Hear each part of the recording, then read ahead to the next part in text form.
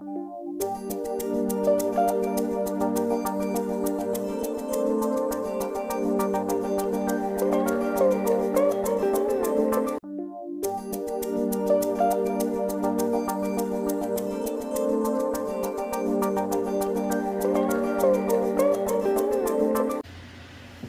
and welcome to the world's worst movie theater in the world. It's ugly, it's disgusting, we have no reason to be here, but considering how I started this show off last year by taking a look at my top 30 favorite movies of all time, I figure why not go to a place that's the complete opposite of the theater I took you guys to the last time we talked about those favorite movies in particular, because we're going to talk about, for the next 30 weeks, my top 30 worst movies of all time. And I figured why not do this, because I want to talk about the most despising and the most detestable motion pictures I've ever had to sit through.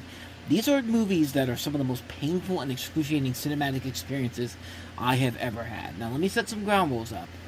The 30 films being listed here are the utter shit that I've had the misfortune of sitting through. These are movies that are so unbearable and so watchable, so unwatchable that I regret ever seeing them. And unfortunately, movies that I've had that are so bad or good, like United Passions or The Day After Tomorrow, are not included on this list. And I'm not even going to go into movies that I knew were going to be bad from the get-go, like Big Mamas, like Father Like Son, or Zoolander 2. Like, that doesn't mean that they're horrible movies, but these are the 30 movies that I went in expecting some kind of expectations from, something to be enjoyed from them, and didn't get any of that at all. So, without further ado, welcome to the Reviewing Network's top 30 worst movies of all time. And why don't we start off with a comedy sequel that is a sequel to one of my favorite movies of all time. And that is number 30 on my list, which is a movie that just seems like a bad idea from the beginning, but you had to give it the benefit of the doubt because of the movie that came before it. And I'm, of course, talking about Blues Brothers 2000. Yeah. In this movie, Elwood, once again played by Dan Aykroyd, is now the lone blues brother, finally released from prison, and is once again enlisted by Sister Mary Stigmata, played by Kathleen Turner, in her latest crusade to raise funds for a children's hospital. Once again, hitting the road to reunite the band and win the big prize at the New Orleans Battle of the Bands, Elwood is pursued cross-country by the cops, led by Cable, played by Joe Morton, Curtis's son and Elwood's stepbrother, the Russian Mafia, and a militia group.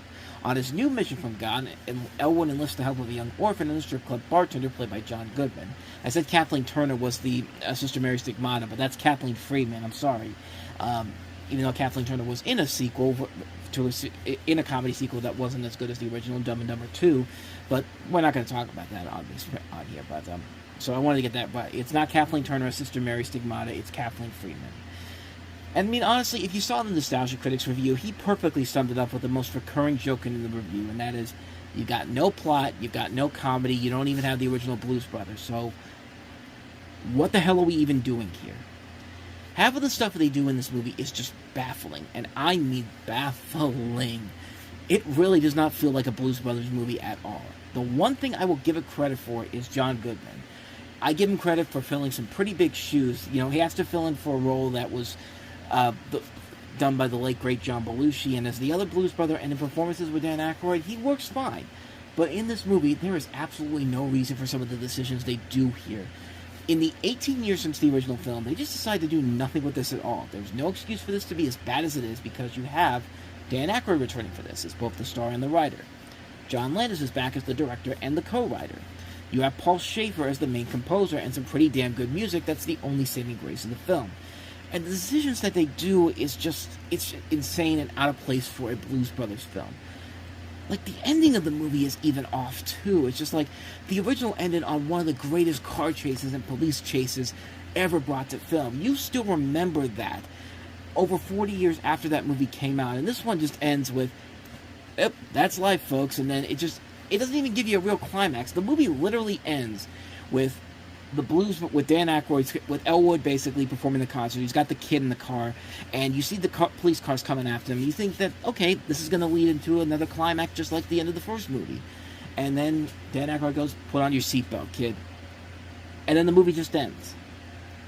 The movie just ends like that. This is unbelievably bad. Like, you could say whatever you want about some of the other bad Saturday Night Live movies, like It's Pat, but there was at least some effort being put into making a movie. It wasn't a great effort, but at least they were trying.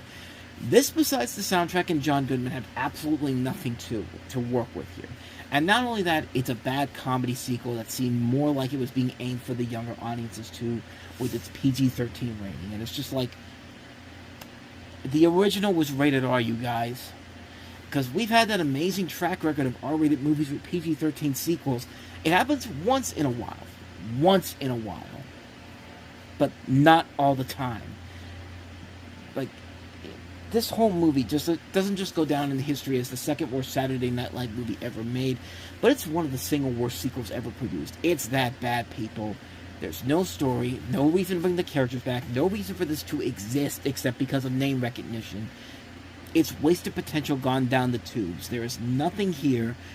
Avoid this one like the plague. Avoid this one like there's no tomorrow. Blues Brothers 2000, the 30th worst movie I have ever seen in my entire life. And John Landis, he's not done on this list just yet, because coming up on next week's episode here, he is involved in another terrible comedy sequel that he's been involved in. But we'll save that for next week. But if you want to go ahead and check out the last video I did, which was about Francis Ford Coppola's movies of the 1980s, go ahead and leave a link to that there. You can also check out some of the other videos I've done. So, starting the year off on a high note, if you will, or a low note, if you will. So, join me back here next week for number 29 on my list of my top 30 worst movies of all time. See you guys. Well, here I am back at the world's worst movie theater, and I see that now there's a homeless person now sitting in the movie theater, so I guess I gotta be quiet while he's in there. I don't know, I've been talking loud for the most part since I got in there, but he doesn't seem to mind it, just as long as I don't bother him. So, yeah, it's okay, buddy, don't worry about it. I won't bother you in whatever the hell you're doing up there. So, anyway, let's continue on with the list of the worst movies I've ever seen. The 30 worst films I've ever seen. We talked about Blues Brothers 2000 as my number 30 worst movie of all time. And, hey, John Landis, good to see you again, attaching yourself to terrible comedy sequels. Number 29 on my list of my worst movies of all time takes one of the definitive 80s comedies and just ruins it, where everything that made that first movie such a classic to begin with just went away with Beverly Hills Cop 3. Beverly Hills Cop 3 is a 1994 threequel starring Eddie Murphy once again as Axel Foley, who once again returns to Beverly Hills, California to stop a gang of counterfeiters who are responsible for the death of his boss. Foley teams up with his best friend Billy Rosewood, once again played by Judge Reinhold, and his investigation leads him to an amusement park known as Wonderworld.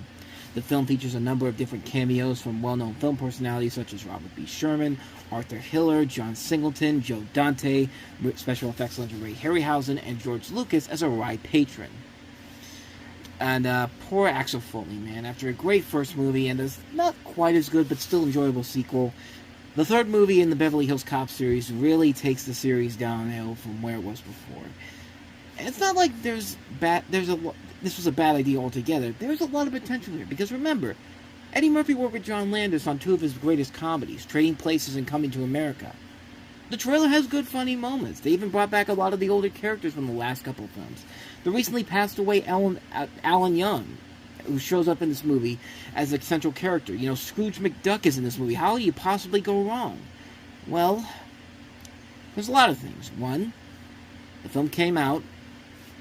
Two, what we got was a lot of unfunny jokes. 3, poorly done action sequences. 4, a lot of continuity errors and issues. Like, if you watch the Ferris wheel scene, you see exactly what I'm talking about. Keep your eye on the clouds in there. One scene there'll be clouds, one scene there won't be clouds. Another scene there'll be clouds, another scene there won't be clouds. Like, clouds I know can move around, but they at least stay in one single spot in one particular, if one single event is happening. It doesn't just change at a random, but that happens a lot during that particular scene. And an ending that has easily one of the stupidest stupidest ways to end a movie on, and that is turning Axel Foley into a Fox character. Like, this is literally how the movie ends, with one of the stupidest things I have ever seen. They take Axel Foley, one of the definitive characters of his time, and just pussify him into a cartoon fox. Like, I really hate this movie so much. And I'm glad to say that now You know, Eddie Murphy has been able to rejuvenate the franchise with Beverly Hills Cop Axel F coming out recently, which has completely brought the series back on track again. I mean, it's really got me excited to see what would happen if they eventually decide to do a sequel for this. Which, I mean, they probably will. But Beverly Hills Cop Axel F is really the third Beverly Hills Cop movie that we should have gotten. You know, say what you will about Eddie Murphy's movies in the later part of his career, like Norbit and Meet Dave, 1,000 Words, but it's still Eddie Murphy. The guy can be really funny when he's given the right material to do, and there has to be somebody out there who understands why Beverly Hills Cop is such a great movie and can give us that good sequel the franchise deserves, which we got in Axel F. Where Beverly Hills Cop 3 fails, compared to what the first two movies did, was that, much like with Blues Brothers 2000, you really got the sense that they were trying to sell this movie more to the younger audiences than the adults that made the original film such the classics that they were. Yes, there still is there's still an R rating to this movie, and yeah, there are more bloodier action sequences in this, and there's a surprising amount of them, surprisingly, but you basically had something on a PG-13 level, and you just cannot do that with Beverly Hills Cop. 9 times out of 10, when you make a PG-13 sequel or remake to an R-rated film, it does not work. You get one of them every once in a while. I just talked about one recently on Time About the Movies, The Longest Yard. Be Cool was another one we just talked about on there recently. But Beverly Hills Cop 3 failed because the people working on this, even Eddie Murphy, felt like they didn't want to do it at all. There were even reports when Eddie Murphy did this that he was in a state of depression when he decided to take on the project. He's since come out publicly to say that the third film was atrocious and such a disgrace that the character was kind of banished for a while in Hollywood. He said that he felt the third film did not reveal enough of the edginess of Axel that was presented in the first two films. And he wanted to try to get another movie made for many, many years so it could return to the edgy qualities of the character when he reprises the role the next time. And this is not the first time, and Axel F will not be the first time he tries to do that. We also had the CBS TV series, which we had a little bit of the pilot revealed this year, which, yeah, you could tell that didn't work as well because the whole idea, I think, was that Eddie Murphy's character, I think, was supposed to be a recurring character on the show, but he didn't want to do the TV show. Like, there was a whole idea that, with that show in particular, if I remember what it was correctly, that Eddie Murphy's cameo in the TV series was supposed to be a one-time thing, but they wanted him to keep coming back onto the show more and more. And, but it's funny, because even with that, his cameo in there actually doomed the show's chances of getting made, because the whole thing was that, like, they showed this test pilot to people, and Eddie Murphy had said, I was going to be in the pilot, and they thought I should be recurring. I'm not going to do Beverly Hills Cop on TV. I remember when they tested it, they had this little knob that you turn if you like it or don't like it. So when Axel shows up in the pilot, some people turn the knob so much they broke it. So the network decided if he isn't recurring, this isn't going to happen. So it ended up not happening. Which he's gone on to reiterate the statement that's saying that the reason they didn't pick up the show because they thought he was going to be in the show because the lead was his son, and you're going to pop in every now and then. And Eddie Murphy was just like, I ain't popping in shit. Well, we ain't making a TV show. I was in the pilot, but they wanted me to be there every week. The pilot was really good. It tested where they had these knobs turned if you like it, and whenever I came on screen, Axel Foley would come on the screen. They turned it so it literally broke the knobs on the thing. It was like, damn, they're breaking knobs. Like, it really, like, it's weird. Like, you would think that bringing Eddie Murphy back for a one-time thing, I mean, if it was just going to be a one-time thing, I think the show probably would have done well, but they wanted him to be on there every single week. And Eddie Murphy, I get why Eddie Murphy's coming from. I don't think he wanted to be on a recurring television show like that, because if he shows up for a one-time cameo, that's fine and all, but we saw with Lethal Weapon how well that worked, and they had none of the characters from the original movie, the actors from the original movie in that, and that actually was a really good show for a couple of years. So I got why Eddie Murphy was coming from here, and that's why it took a while for a Beverly Hills Cop movie to finally get made, and to finally give us the proper Beverly Hills Cop 3 that we rightfully deserved.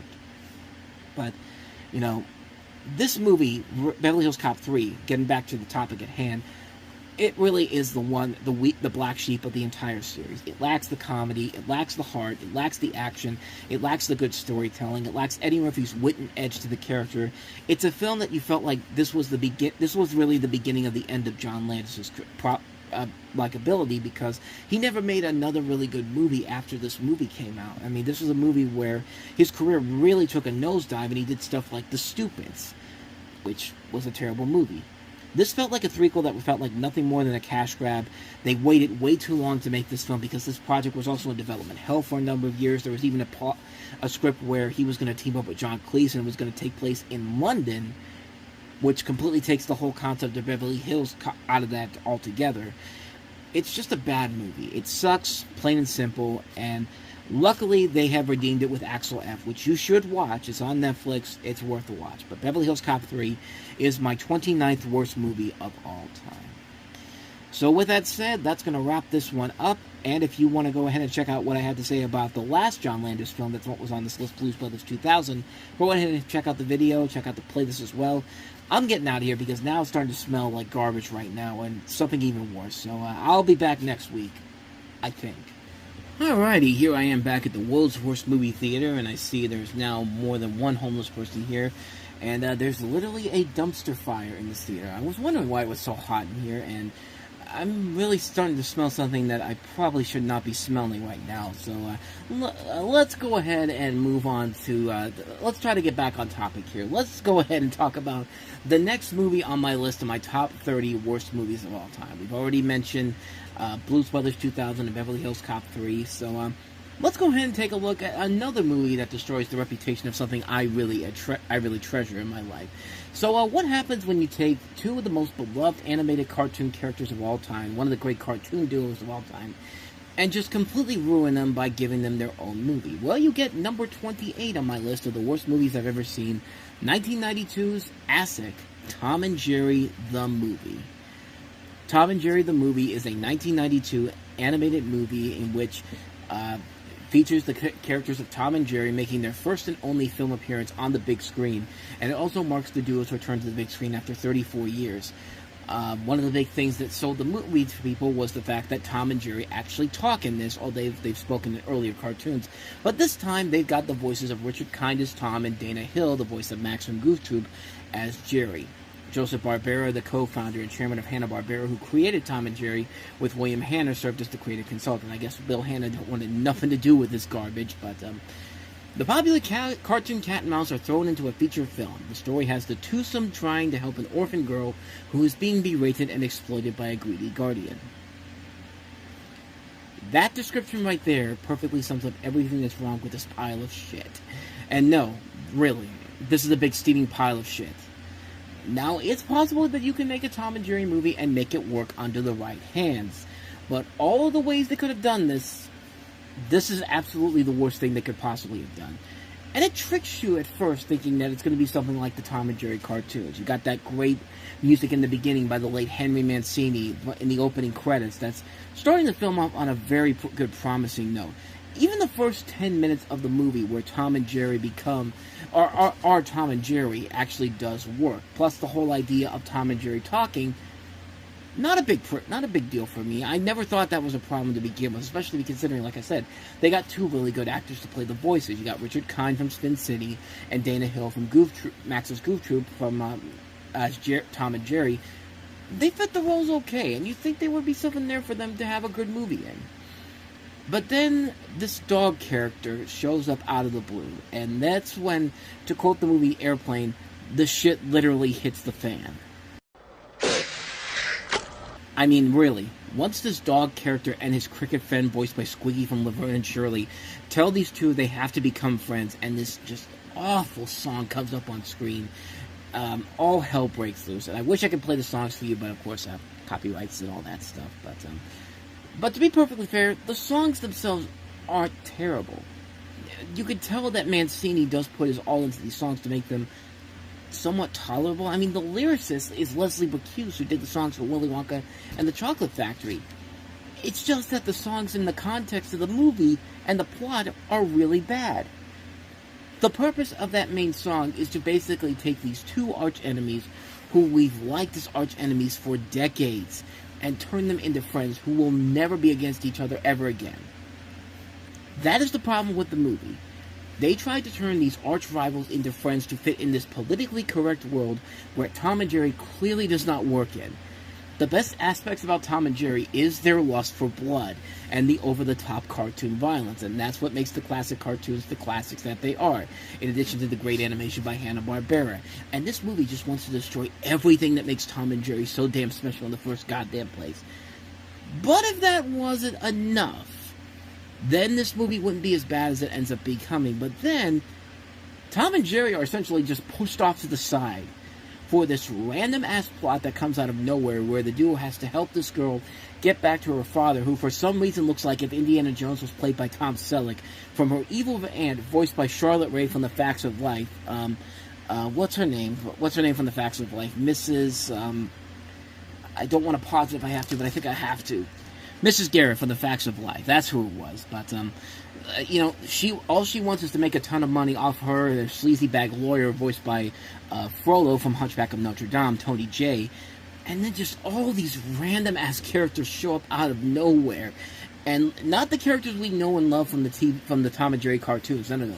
Completely different human characters who serve no purpose to the story whatsoever, but are just there to push Tom and Jerry off to the side. Does any of this sound like a fucking Tom and Jerry movie? No, it doesn't. After already pushing Tom and Jerry off in the beginning of the movie just forgets about them and pushes them off to the side to these supporting characters in their own movie with the name in the title. And these sons of bitches push Tom and Jerry off to the side like what they did to Dr. Seuss's The Lorax. And we'll eventually get to that one because, yeah, we've got him coming up later on in this list. But the title characters are pushed off to the side for this pointless storyline that makes no sense whatsoever. And like I said, a Tom and Jerry movie could actually work. It's possible to make a film with Tom and Jerry as the main focus, and we eventually did get that. Sort of. We got it with the 2021 movie, because Tom and Jerry in that movie were Tom and Jerry. And when it was Tom and Jerry, the movie was very fun. I think it was a ton of fun. The human characters are not great, but they certainly aren't the worst things ever, and they're just kind of bland and generic overall. There's nothing really about that makes them stand out on their own, but there's still a hell of a lot better than anybody in this movie. But, yeah, I like that Tom and Jerry movie that came out directed by Tim Story. I think it's a fun movie. It's not a classic by any means necessary, but when it's Tom and Jerry, it's a ton of fun. This movie, on the other hand, is just such a disaster on so many levels. Not just for ruining the entire legacy of Tom and Jerry, but it's just an ungodly mess of a movie. And the worst part about this whole thing is the animation in this is actually really good. And it's such a damn waste that it's wasted on this movie. The director of this is Phil Roman, who, if you're very familiar with, is the guy behind Film Roman, the company Film Roman, which did a lot of the animation for the Garfield specials. They've done a lot of work for Peanuts. They've done a lot of stuff for The Simpsons, King of the Hill, Futurama. They've done a ton of animation you're familiar with. They did Bobby's World, just a ton of animated shows, classic animated shows, and they were put on the animation for this. And you would think, Film Roman is a good company. They've made a lot of great stuff, but here, it's wasted on really good material. It's kind of like 8 Crazy Nights, except 8 Crazy Nights at least has some fun factors to it, and at least has something like that's tolerable. This movie is not. Like, Tom and Jerry the movie takes everything that makes Tom and Jerry so special and just ruins it. They relegate Tom and Jerry to supporting roles in their own damn movie. The story is nothing but a terrible ripoff of The Rescuers. The music and animation is too good for this movie, wasted on this mess of a film. And I really think Bill Hanna and Joseph Barbera should have been behind this movie together, because they were both still alive when this was being made, still very much active with their Hanna-Barbera company, to tell the animators how to do Tom and Jerry the right way. And no creative consultant Joseph Barbera doesn't count. They need to be with the production, involved in it, and not just collecting a damn check because, just they think they got the right people to make Tom and Jerry, when it's clear they did not. In this politically correct world that we're living in right now, it seems like that we're never going to get the classic Tom and Jerry that we've come to know and love as a full-length film. We got it a little bit with the 2021 film. The human characters in that movie just need to be better written. But this movie definitely was not doing this beloved duo any favors at all. It's a terrible movie. Avoid it like the plague. Tom and Jerry the movie, my 28th worst movie of all time. So, yeah, I've got to get out of here because that smell I'm smelling is, I think I know what that is. And let's just say it comes out of the back of your, back area of your you-know-what, if you know what I mean. It's brown. Yeah, I just need to go ahead and get out of here because this place is getting worse and worse. We've still got a ton of movies I need to get to here. But if you want to hear what I had to say about the number 29th worst movie I've ever seen, Beverly Hills Cop 3, check out the link. Hit the playlist below so you can see some of those other videos I've done. And I'm getting out of here. So I'll see you guys back here next week. Maybe you might hear me with a gas mask like this. Hey everybody, I'm back. Like, I don't know, but I'll see what I can do here. But until then, see you next time. Alright, here I am back in the world's worst movie theater, and whew, it's really gotten hot in here. I don't know if it's the AC that's broken or that dumpster fire has gotten much bigger, and it's the dumpster fire. And the seats are completely missing now, so this is not going to be an easy sit-down this week. But maybe that's for the best, because funny thing, I actually just talked about the movie we're about to delve into here, most recently on Time About the Movie. So, what's worse than taking a beloved duo like Tom and Jerry and ruining everything that made them great, like we talked about last week?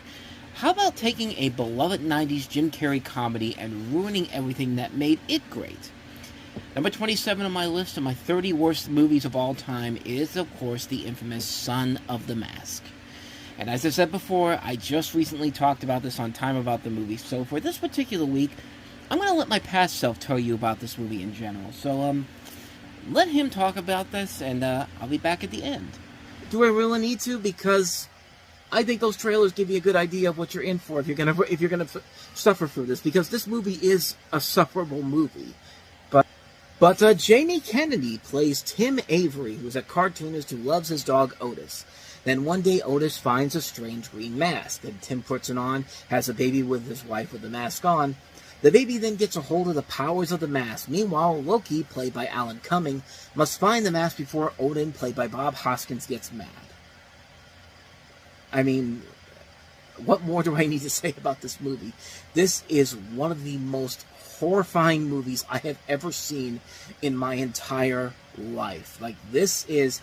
It's amazing that this is not on my list of the worst movies ever made. In fact, I haven't even checked that list in a while. I'm getting ready to do like a thing on the Reviewing Network talking about my 30 least favorite movies of all time. In fact, I'm going to check right now just to see. Nope, I was completely right. This is indeed in my top 30 worst movies list of all time. This is like 27 on the list here. So, you know, I could wait to talk more into this movie, but you know what? If anybody out there is even thinking about watching it, please don't. When I watched this movie the first time, let me tell you, I never really understood how bad of a movie it was. I really just came out of it going, okay, whatever. It's one of those movies that I saw it in theaters. I was 16. I was going to movies by myself. I got any opportunity to go see a movie by myself. It was a sequel to The Mask. I'd go for it.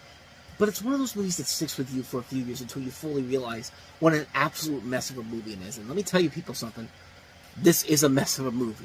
The original Mask is a great, hilarious comedy that perfectly lives up to the insanity of the character from the comics, as well as setting Jim Carrey as the dominant comedic actor of his time. But in this, I have no idea what the hell New Line was trying to do here. This took everything that made The Mask such a terrific movie and just ruined it. This movie just looked so stupid. It is really one of the stupidest movies I've ever seen. There was no thought, no love put into this movie at all. Nothing was put into this movie except to scare the living bejesus out of you. Even if this was aiming more for kids, this still would not be suitable for kids. Kids will be scared out of their minds out of the half the shit they pull in this movie. And what's worse, this is directed by the guy that did Cats and Dogs, you know. Which was an over-the-top kids movie of its own, but at least there was restraint to it. It was harmless, it was kind of fun, and it wasn't literally trying to scare the bejesus out of you like this piece of garbage is. Nobody with brains would enjoy this movie, and no kid is going to appreciate this movie either. Instead, they're going to be shitting and peeing their pants while watching it, because good lord, like, it really says something when honestly I would rather watch Dumb and Dumberer again than watch Son of the Mask again. It's no wonder that Jim Carrey for the longest time said, no, I'm not doing any more sequels to this, because if he would have said yes to something like this, he would have never come back from it. He would have pulled a Sean Connery after League of Extraordinary Gentlemen, been just like, yeah, I'm done. Fuck this shit, I'm out. Like, this movie is everything that's wrong with Hollywood and making sequels long after they're past their time. There's nothing about this movie that is worth it. Everything about it is just an ungodly mess, from the visuals to the bad casting. Jamie Kennedy's career pretty much ended with this movie in general. And it's like, what the hell were you thinking with these creepy visuals? The lame brain comedy, everything about this movie is a mess. It's just, it's an insult. It's an absolute insult of a movie. And quite frankly, what more do I got to say about it? Son of the Mask. It's just a lousy, lousy movie, and you need to avoid it like the plague. I mean, really, there's not much more to say about this movie. This is a terrible, terrible movie.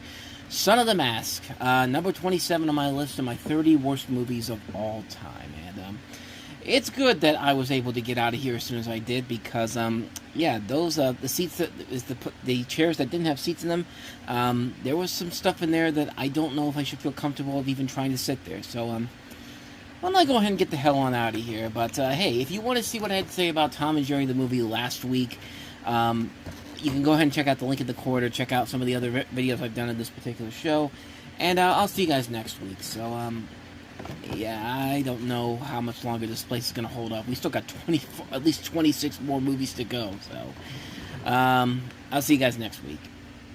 Hey everybody, I'm back inside the World's Worst Movie Theater, and there's this really bad from in here. I don't know what it is, so they gave me this mask before I enter the theater, and, wait a minute. It's the mask itself. What the hell? Like, get that out of here. Okay, so you can see I'm back in here now, and you can see the place keeps falling apart right around me. I see that the wall is slowly but surely caving in here, so hopefully I will not be dead by the time this is over with, but we might as well get this going right away here. So we're up to number 26 of my worst movies of all time, and hey, remember when there was a time when we almost got rid of the Asylum for good, and then the Idiots of America made my number 26 film one of the most profitable franchises of recent memory? That's right, ladies and gentlemen, it's time to talk about Sharknado.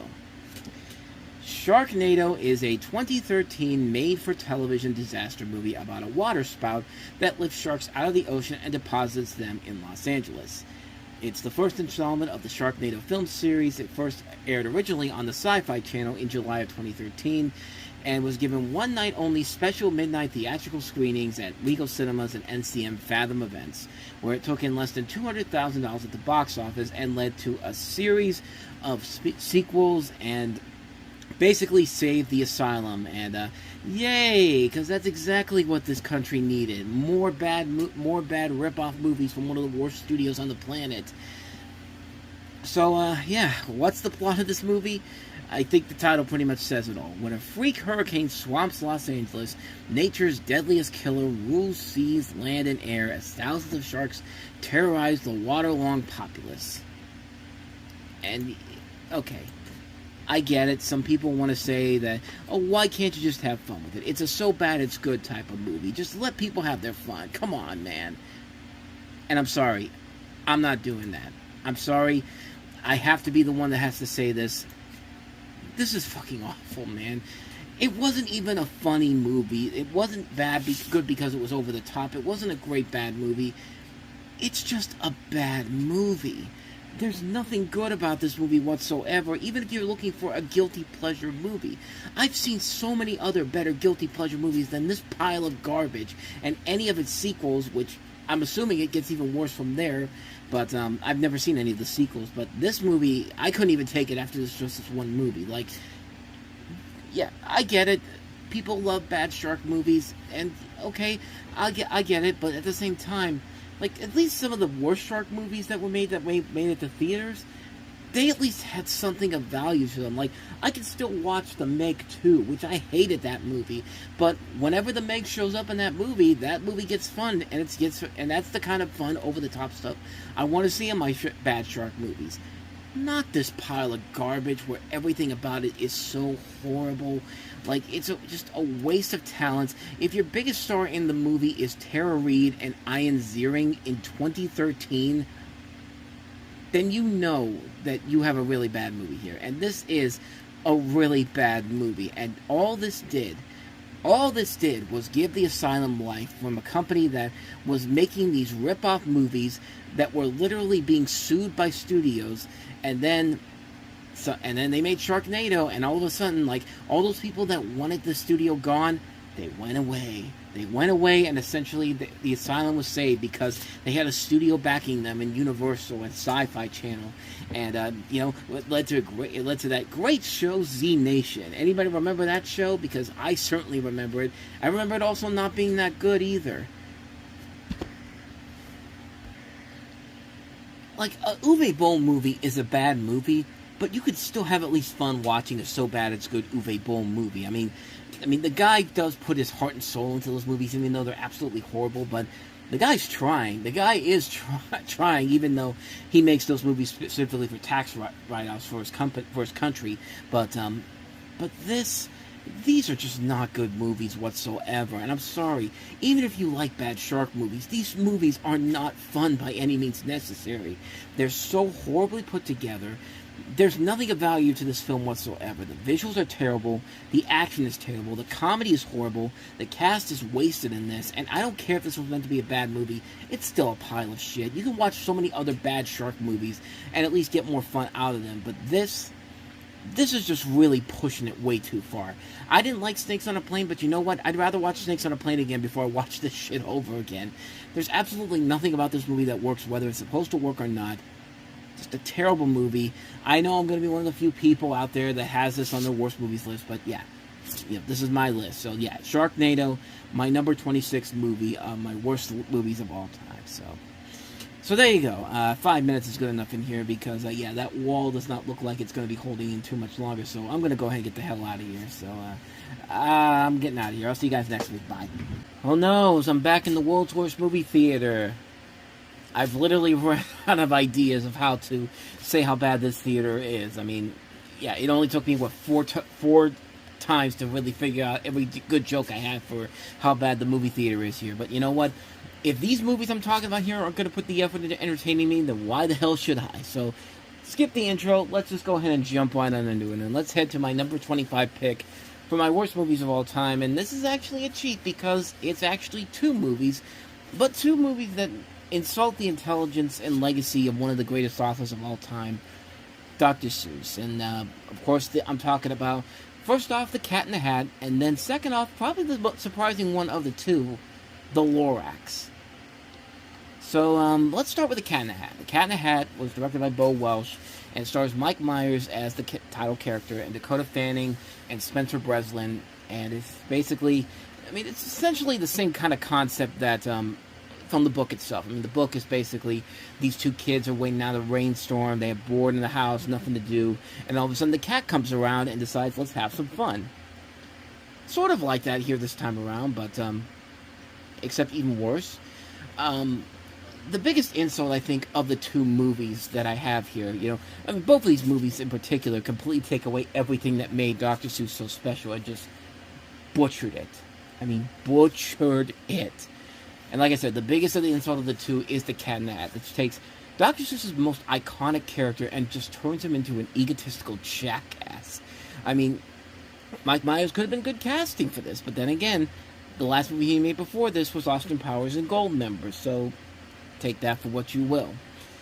The casting in here just seems forced and phoned in. The two kids, Dakota Fanning and Spencer Breslin, are not engaging whatsoever. They're your typical bland, forgettable, trying to be relevant kids in the 90s and early 2000s that don't act like normal kids whatsoever. Kelly Preston is completely underused here. Alec Baldwin's just there to be a bland, forgettable bad guy. There really is no character in this movie that you like at all. And not only that, but the movie forces some of the worst filler I have ever seen in a movie before. This thing is only 82 minutes long, and yet it still cannot find shit to do in that period when it's not taken from the source material. It says something when I'd rather watch the 2000 Grinch movie, which has a ton of flaws at the runtime, but I got more enjoyment out of it. That's how bad this movie really is. And worst of all, it's a complete misfire of everything Seuss's material stood for. For example, here's a pointless party scene with Paris Hilton showing up for a cameo. Paris Hilton in a Dr. Seuss movie.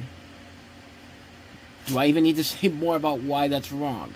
And how about another one? There's literally a scene where the Cat in the Hat's promoting Universal Studios and even does a ka-ching during the key part of the final act. It's like, the people who made this just don't give a fuck whatsoever. And the worst part about it is the talent that's involved in this movie. You've got Alec Berg, best known for his work with Seinfeld and Silicon Valley. David Mandel, who wrote for Veep and also did Seinfeld as well. Jeff Schaffer, again, wrote for Seinfeld. And The League. You've got 3 writers from Seinfeld, and you completely screw this entire thing up. How?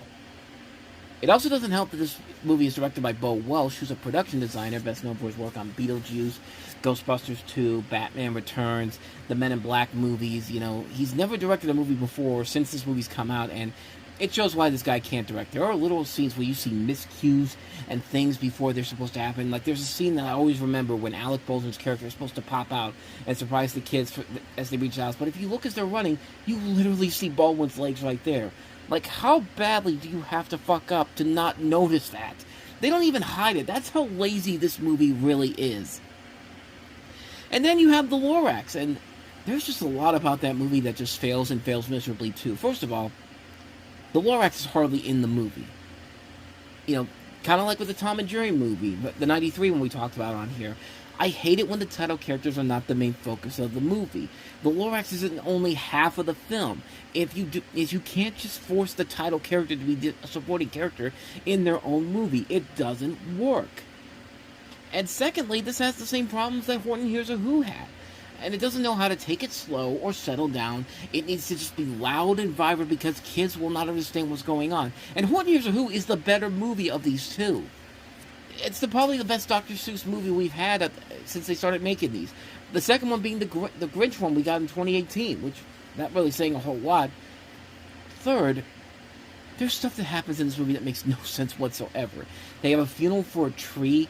The one store opens up a bag of marshmallows and the animals start dancing around in slow motion.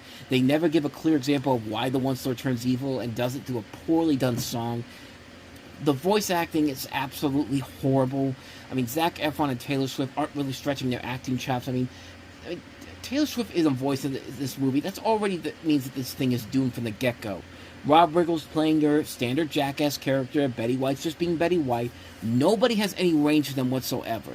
Danny DeVito as the Lorax, it's just him being Danny DeVito as the Lorax.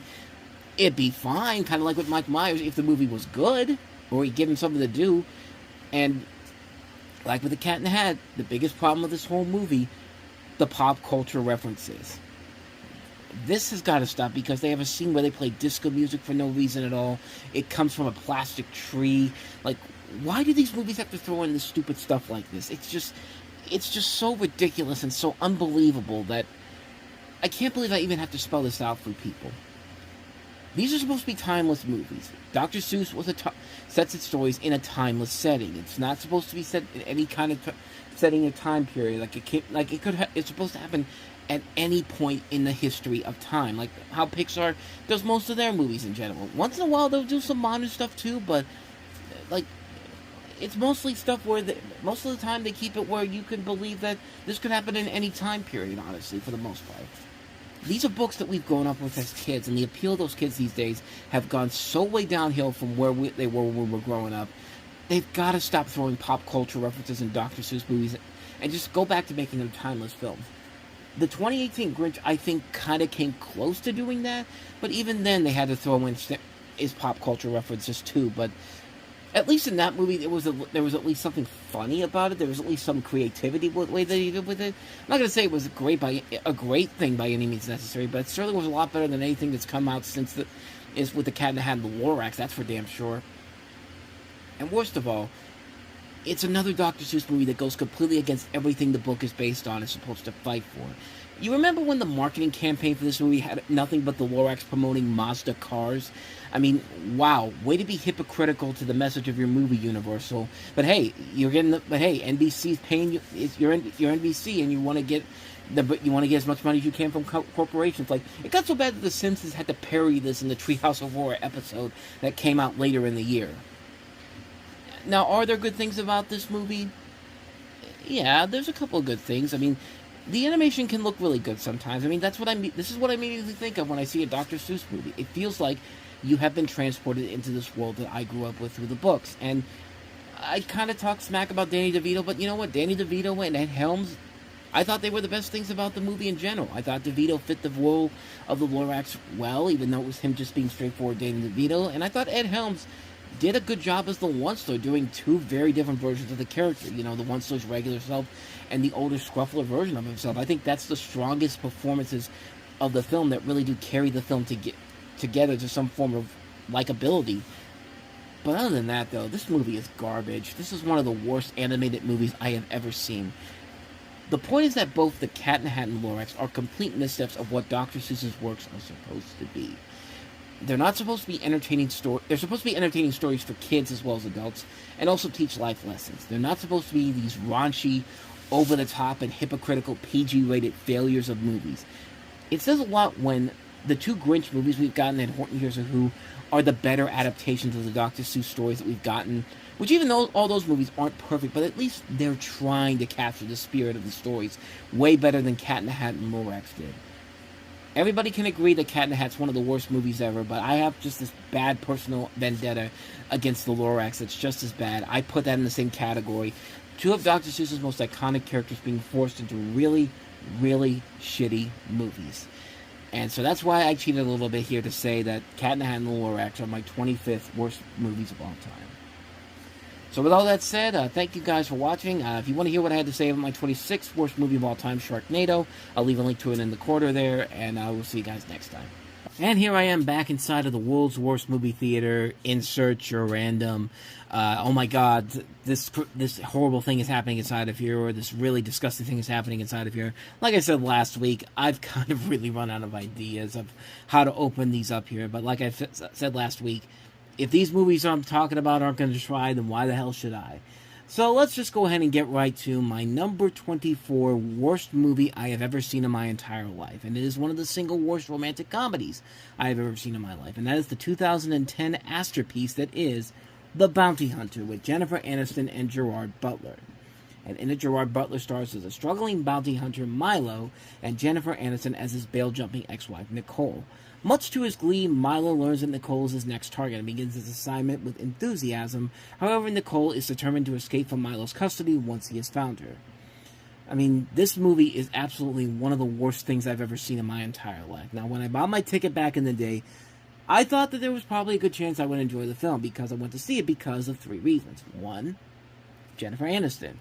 You know, she's somebody who can save a movie a majority of the time, and she can also be a really good actress. Two, Gerard Butler. A lot of people criticized him back in the day for picking dull movie roles, but I thought a lot of those roles, while they weren't great, they weren't horrible. And three, the director Andy Tennant. This is the guy who directed Hitch, which is one of my favorite romantic comedies. And boy, did all three of them disappoint. This movie was not only god-awful and unspeakably bad, but I could go on for weeks about how bad this movie was. But let me just pinpoint the major things that got on my goddamn nerves on this movie real quickly. Number one is Jason Sudeikis. Like, what the hell are you doing in this movie, dude? You can do so much better. I mean, you were on 30 Rock, for God's sakes, and you were great on the Cleveland Show. Like, how did you get stuck with the worst role in the movie? His only role in this movie is to just play the stalker co-worker to Aniston's character, and when he follows her around, I wanted Gerard Butler to kill this dude so much because there's no need for this character whatsoever. There's also another subplot revolving around Kathy Moriarty, who was a great actress back in the day, Raging Bull. You know, for you younger 90s kids, if you grew up with her as the bad guy in Casper. There was no need for the subplot to be in the movie because there was never an ending for it. It just stops. There's a point near the end of the film where Butler has this bag of her money and just throws all the money away to the strippers in the strip club they're all in, and the bad guys go after him, and then that's it. They never go back to it. The supporting characters are terrible, not to mention Jason, besides Jason Sudeikis. You know, every single supporting character in this movie was either annoying as hell or funny as hell. All but one was with that one person being Jeff Garlin, who was the only person that had me laughing during the film. Boy, what a different time that was, because everybody else in this movie was annoying as hell. The script is a disaster. Like, I don't know what this writer was thinking before she wrote because she never wrote anything before this. But just learn to write better, because this is not clever writing at all. There's a point in this movie where Jennifer Aniston goes into a tattoo shop trying to speak to a guy named Earl and tries to talk her in by asking for a full-body panther as she goes into these descriptive talks of where she wants the parts on her body.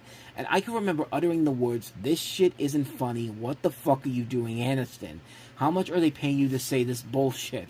And at the beginning of the film, Gerard Butler chases a man down dressed up like Uncle Sam and Stills. Like, you know, that hasn't been done before. And I like to think Butler's thinking to himself, I was in 300 for God's sakes. How the fuck did I end up in here? But as we've seen later on down the road with Gerard Butler, yeah, his career really hasn't gone any better since then.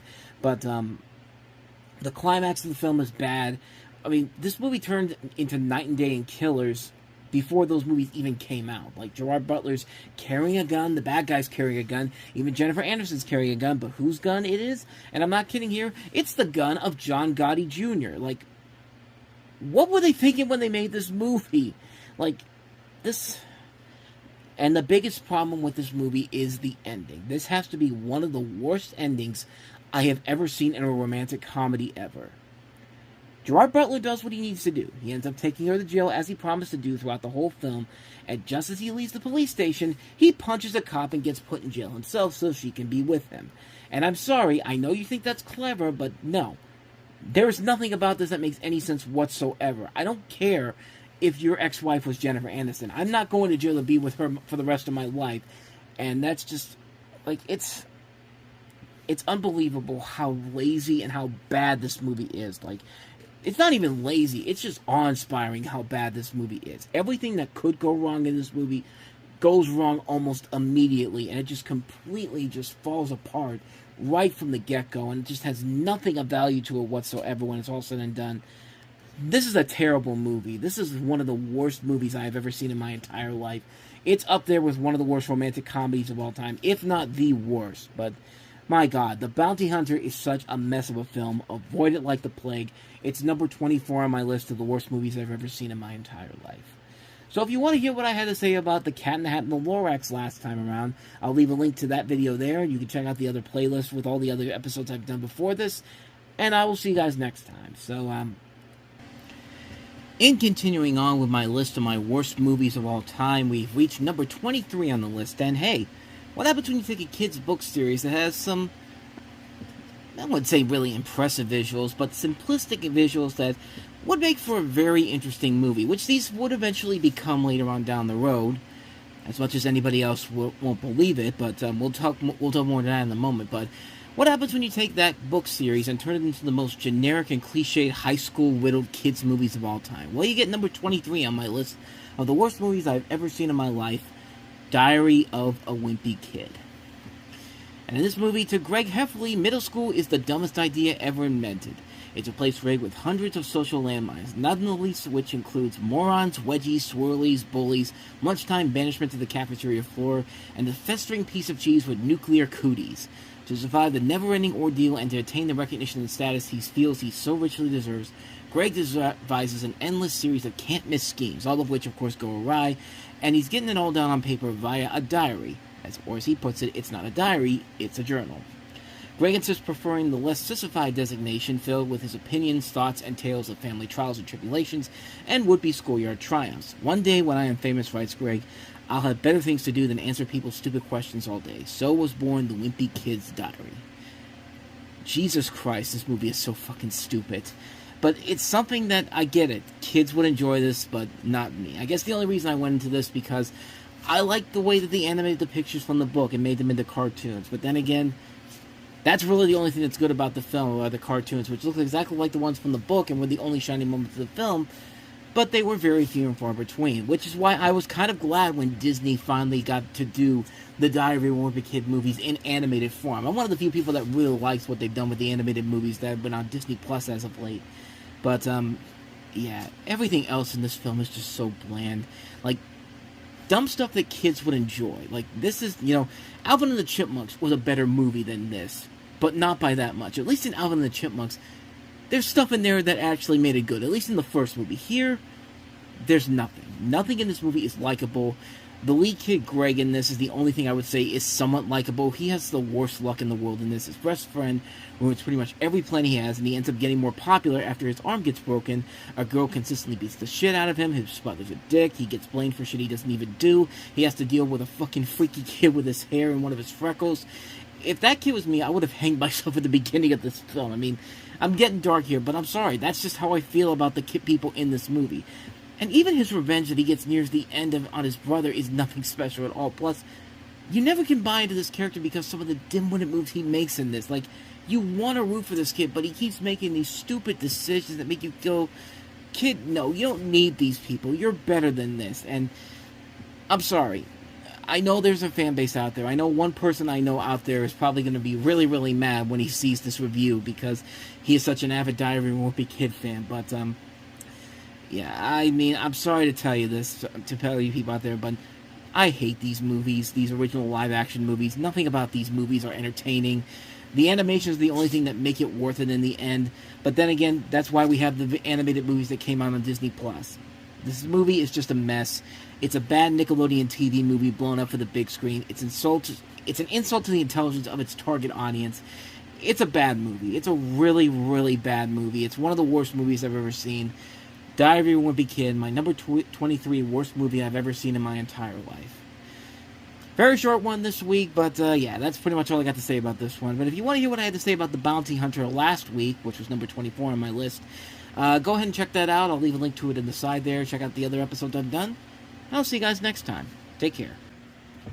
How's it going, folks? Back at the World's Worst Movie Theater later than usual because I was doing a live rewatch of the Steelers and Giants game, which if you want to go check that out, I'll leave a link to it up in the corner. But if you're just here to see what the next movie on my top 30 worst movies list is, well, here you go. What happens when you take one of the most popular bands of the 1970s, ABBA, and you make a generic-ass musical comedy based off of their songs, which was supposed to be based off the Broadway musical of the same name? Well, you get number 22 on my list of the worst movies I've ever seen, which is Mamma Mia. And of course, Mamma Mia is based off the songs of the successful pop group ABBA, with additional music composed by ABBA member Benny Andersson. It features a cast that includes Meryl Streep, Pierce Brosnan, Colin Firth, Stellan Skarsgård, Amanda Seyfried, Christine Baranski is also in the movie as well. So there is a really good cast involved in the movie. That's the only real positive thing I could say about the film, however. Because as the plot starts off, it's set on a colorful Greek island. The plot serves as the background for a wealth of ABBA songs. A young woman, played by Seyfried, is about to be married, discovering that any one of the three men could be her father. She invites all three to the wedding without telling her mother, Donna, played by Meryl Streep, who was once the lead singer of Donna and the Dynamos. In the meantime, Donna has invited their backup singers Rosie and Tanya. So, it sounds very much like the plot of the musical itself. I mean, it seems like everything's in place, so what's the problem with the movie? Try everything else, because this is a movie that I've talked about it several times before. This is one of those female-centered romantic comedies like the Sex and the City movie and many others, where the biggest problem with the movies, with these films in general, is that they completely have no clue on what comedy is supposed to be based off of. It's commonly known that comedy has to be based off of some form of misery and to be at its best, but this movie says, fuck that shit. Women can't handle misery, so we're going to make every bit of comedy as happy and jubilant as it can possibly be, because we don't want to offend women by doing so. And that's exactly what they do here. Every single bit of comedy in this movie is not written well. It's not acted well. It's just so poorly written. This is a terrible story. There are so many scenes in this film that just feels like they're padded out or thrown in for no reason whatsoever but to just extend the runtime. They seriously introduce characters into this movie we have not even seen up to this point and just expect us to buy it, and you can't do that. You can't just keep introducing characters out of the random blue and expect us to feel invested whatsoever. It also treats women like they're idiots. Like, there's a scene in the beginning of the movie where Sophie's boyfriend is trying to promote their wedding on the internet, and Meryl Streep literally says, he's gonna put me on the net, you know? Like, it's that terrible, awkward comedy I brought up on the Reviewing Network Live recently with the Wicked commercial. Like, this movie really does treat women like they have no idea how the modern world works at all. Even the ending of the movie is just so bad. Like, what happens is that Sophie decides not to get married to her boyfriend, and everybody is just okay with it. Yeah, everyone who spent hundreds and hundreds of dollars to come to this wedding on this island don't feel insulted or ripped off whatsoever. They're happy because, heaven forbid, we actually have another emotion besides happiness with these idiots. And it just gets even worse. You know, Pierce Brosnan's character proposes to Meryl Streep's character out of nowhere. She accepts, and then they're married. And the movie is so trying to not offend women whatsoever that it goes for the cheesiest, corniest ending for a romantic movie I have ever seen in my entire life. But I'm sure you're probably wondering, well, what about the music? What about the songs in the movie? Talk about the performances in this. As if this movie doesn't already insult your intelligence enough, they insult the music of ABBA as well. The actors in this movie cannot sing for shit whatsoever. And you know exactly what I'm talking about. I want you to listen to Pierce Brosnan and Meryl Streep trying to belch out the song SOS. Just listen to this real quickly.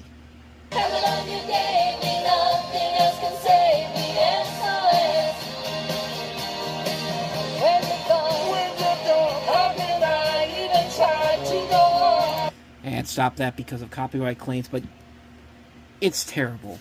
It's so bad, and it's like that with every single song in this movie. The actors in this cannot sing at all in this movie. There is not one song sequence in this movie that works. This movie is a fucking joke. This is a movie that's trying to be a love letter to ABBA's music library, but what it ends up being is one of the most annoying and most obnoxious romantic comedies ever made. There is nothing about this movie that works whatsoever. The music is bad, the acting is bad, the story is bad, the comedy is bad, the conflict is bad. This is insulting to not just ABBA fans, but to women in general, because it makes them seem inferior to who they really are, and panders down them to such a sadistic low, that even Lifetime and Hallmark movies would look at this and go like, pull it back a little bit, guys. I mean, this movie just fails on every single level whatsoever. Now, you might be wondering, well, there's a sequel, Mamma Mia, Here We Go Again. I mean, you know, it's been 10 years since the last movie, and, you know, this one got much more better reviews in general, was an even bigger box office success. What's your thoughts on that movie? Well, for the longest time, I didn't see it. I didn't see it because I thought, what am I really going to get from this movie that I didn't get from the last movie? I mean, this first movie was so terrible. I mean, what could this movie seriously do to make me change my mind on this? So I finally watched it not too long ago, and I gotta admit, it was actually kind of fun. Like, I was shocked at how much I enjoyed this movie, because, like, this movie fixes a lot of the problems that the original Mamma Mia did. I mean, it fixes a lot of the problems that the first movie did. The actors can sing this time around, which is very stunning, honestly. And I think there's just a better story overall. It's not afraid to go into, it's not pandering down to women in general. It's trying to do its own thing with a unique story in a very unique way. And, you know, Lily James, man, I've talked about her for the longest time with Girls and Cinderella and Yesterday.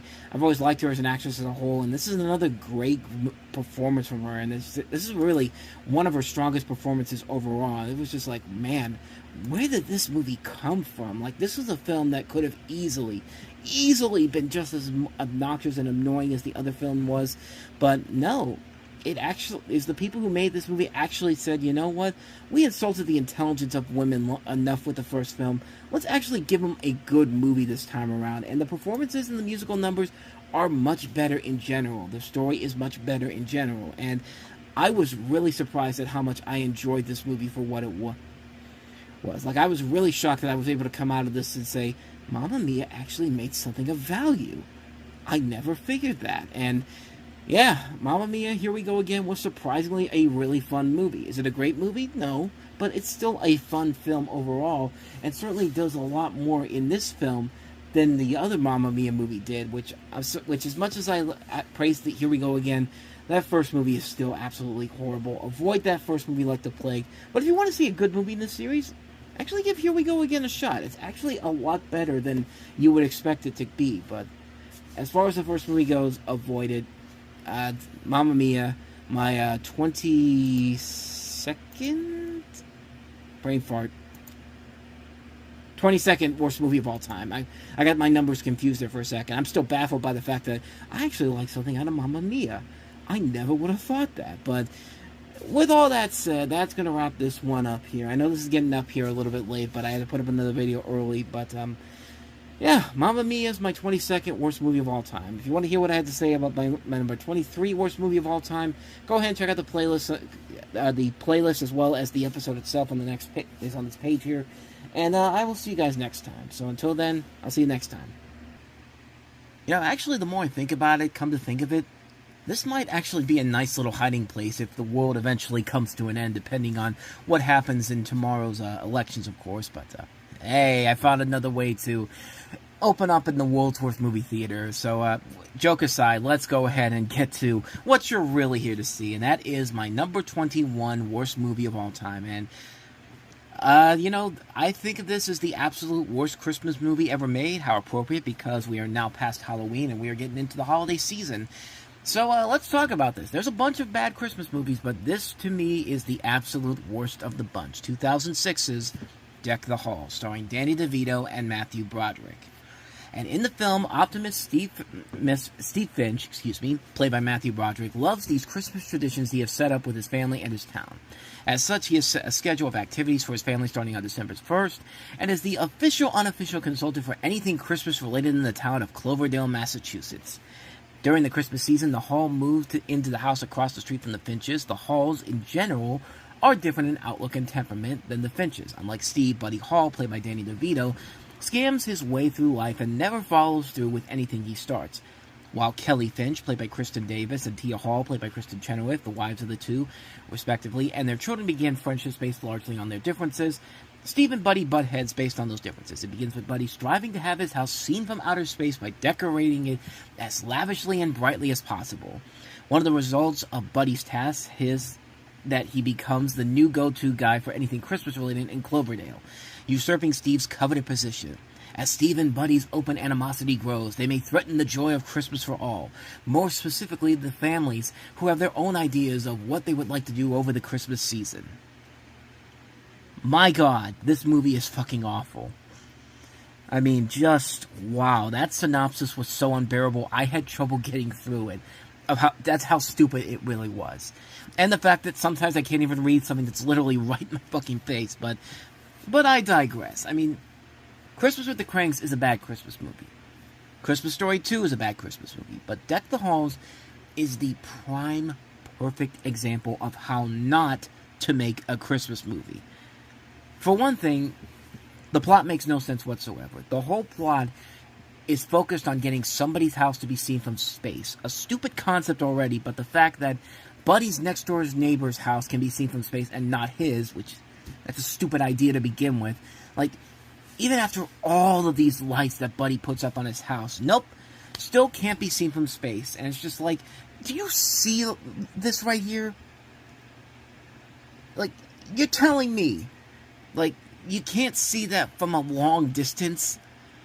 I mean, granted, yes, you can't see a house all the way from up in space when, you know, you're out there looking at the Earth. I understand that. I'm not stupid like this movie is, but they needed to find a way to fill out an hour and a half running time, and that's all this movie is. It's just padding out the running time with stupid, shitty moments, lazy attempts at comedy, one after another, and it just keeps going and going and going.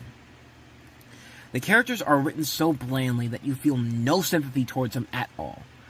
You don't feel anything for Buddy because his whole plan makes no sense, and he's such an idiot that he can't finish anything. Like, he gets a job at a car dealership, and he's apparently really good at it for some reason. He literally starts on his first day, and he's already selling a car, not just to anybody, but to the owner of the dealership. And as he puts it, and what's worse is, I paid sticker.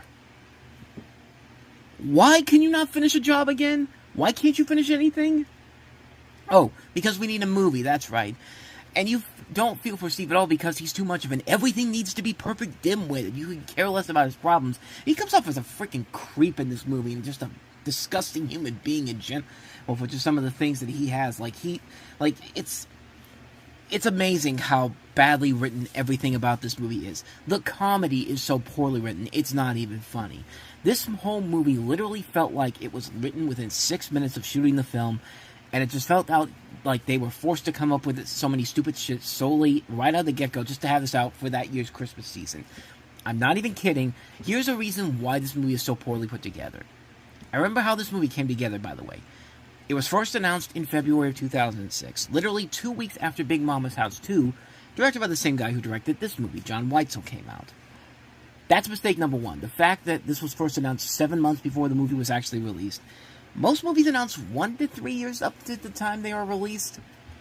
The fact that this is getting made 7 months from the time that it was first announced to getting released in theaters, that's Jason Freeberg and Aaron Stelzer bullshit. That's literally half the time it took them to make Disaster Movie. Because Disaster Movie didn't exist until May of 2008. It came out that August. That's the level that this movie is at. When you have to be on the level of a Freeberg-Seltzer movie, it's just inexcusable. From the trailer alone, you could already tell that there was nothing there, but if you want to watch the movie itself, I mean, even the production value looks incredibly cheap as well.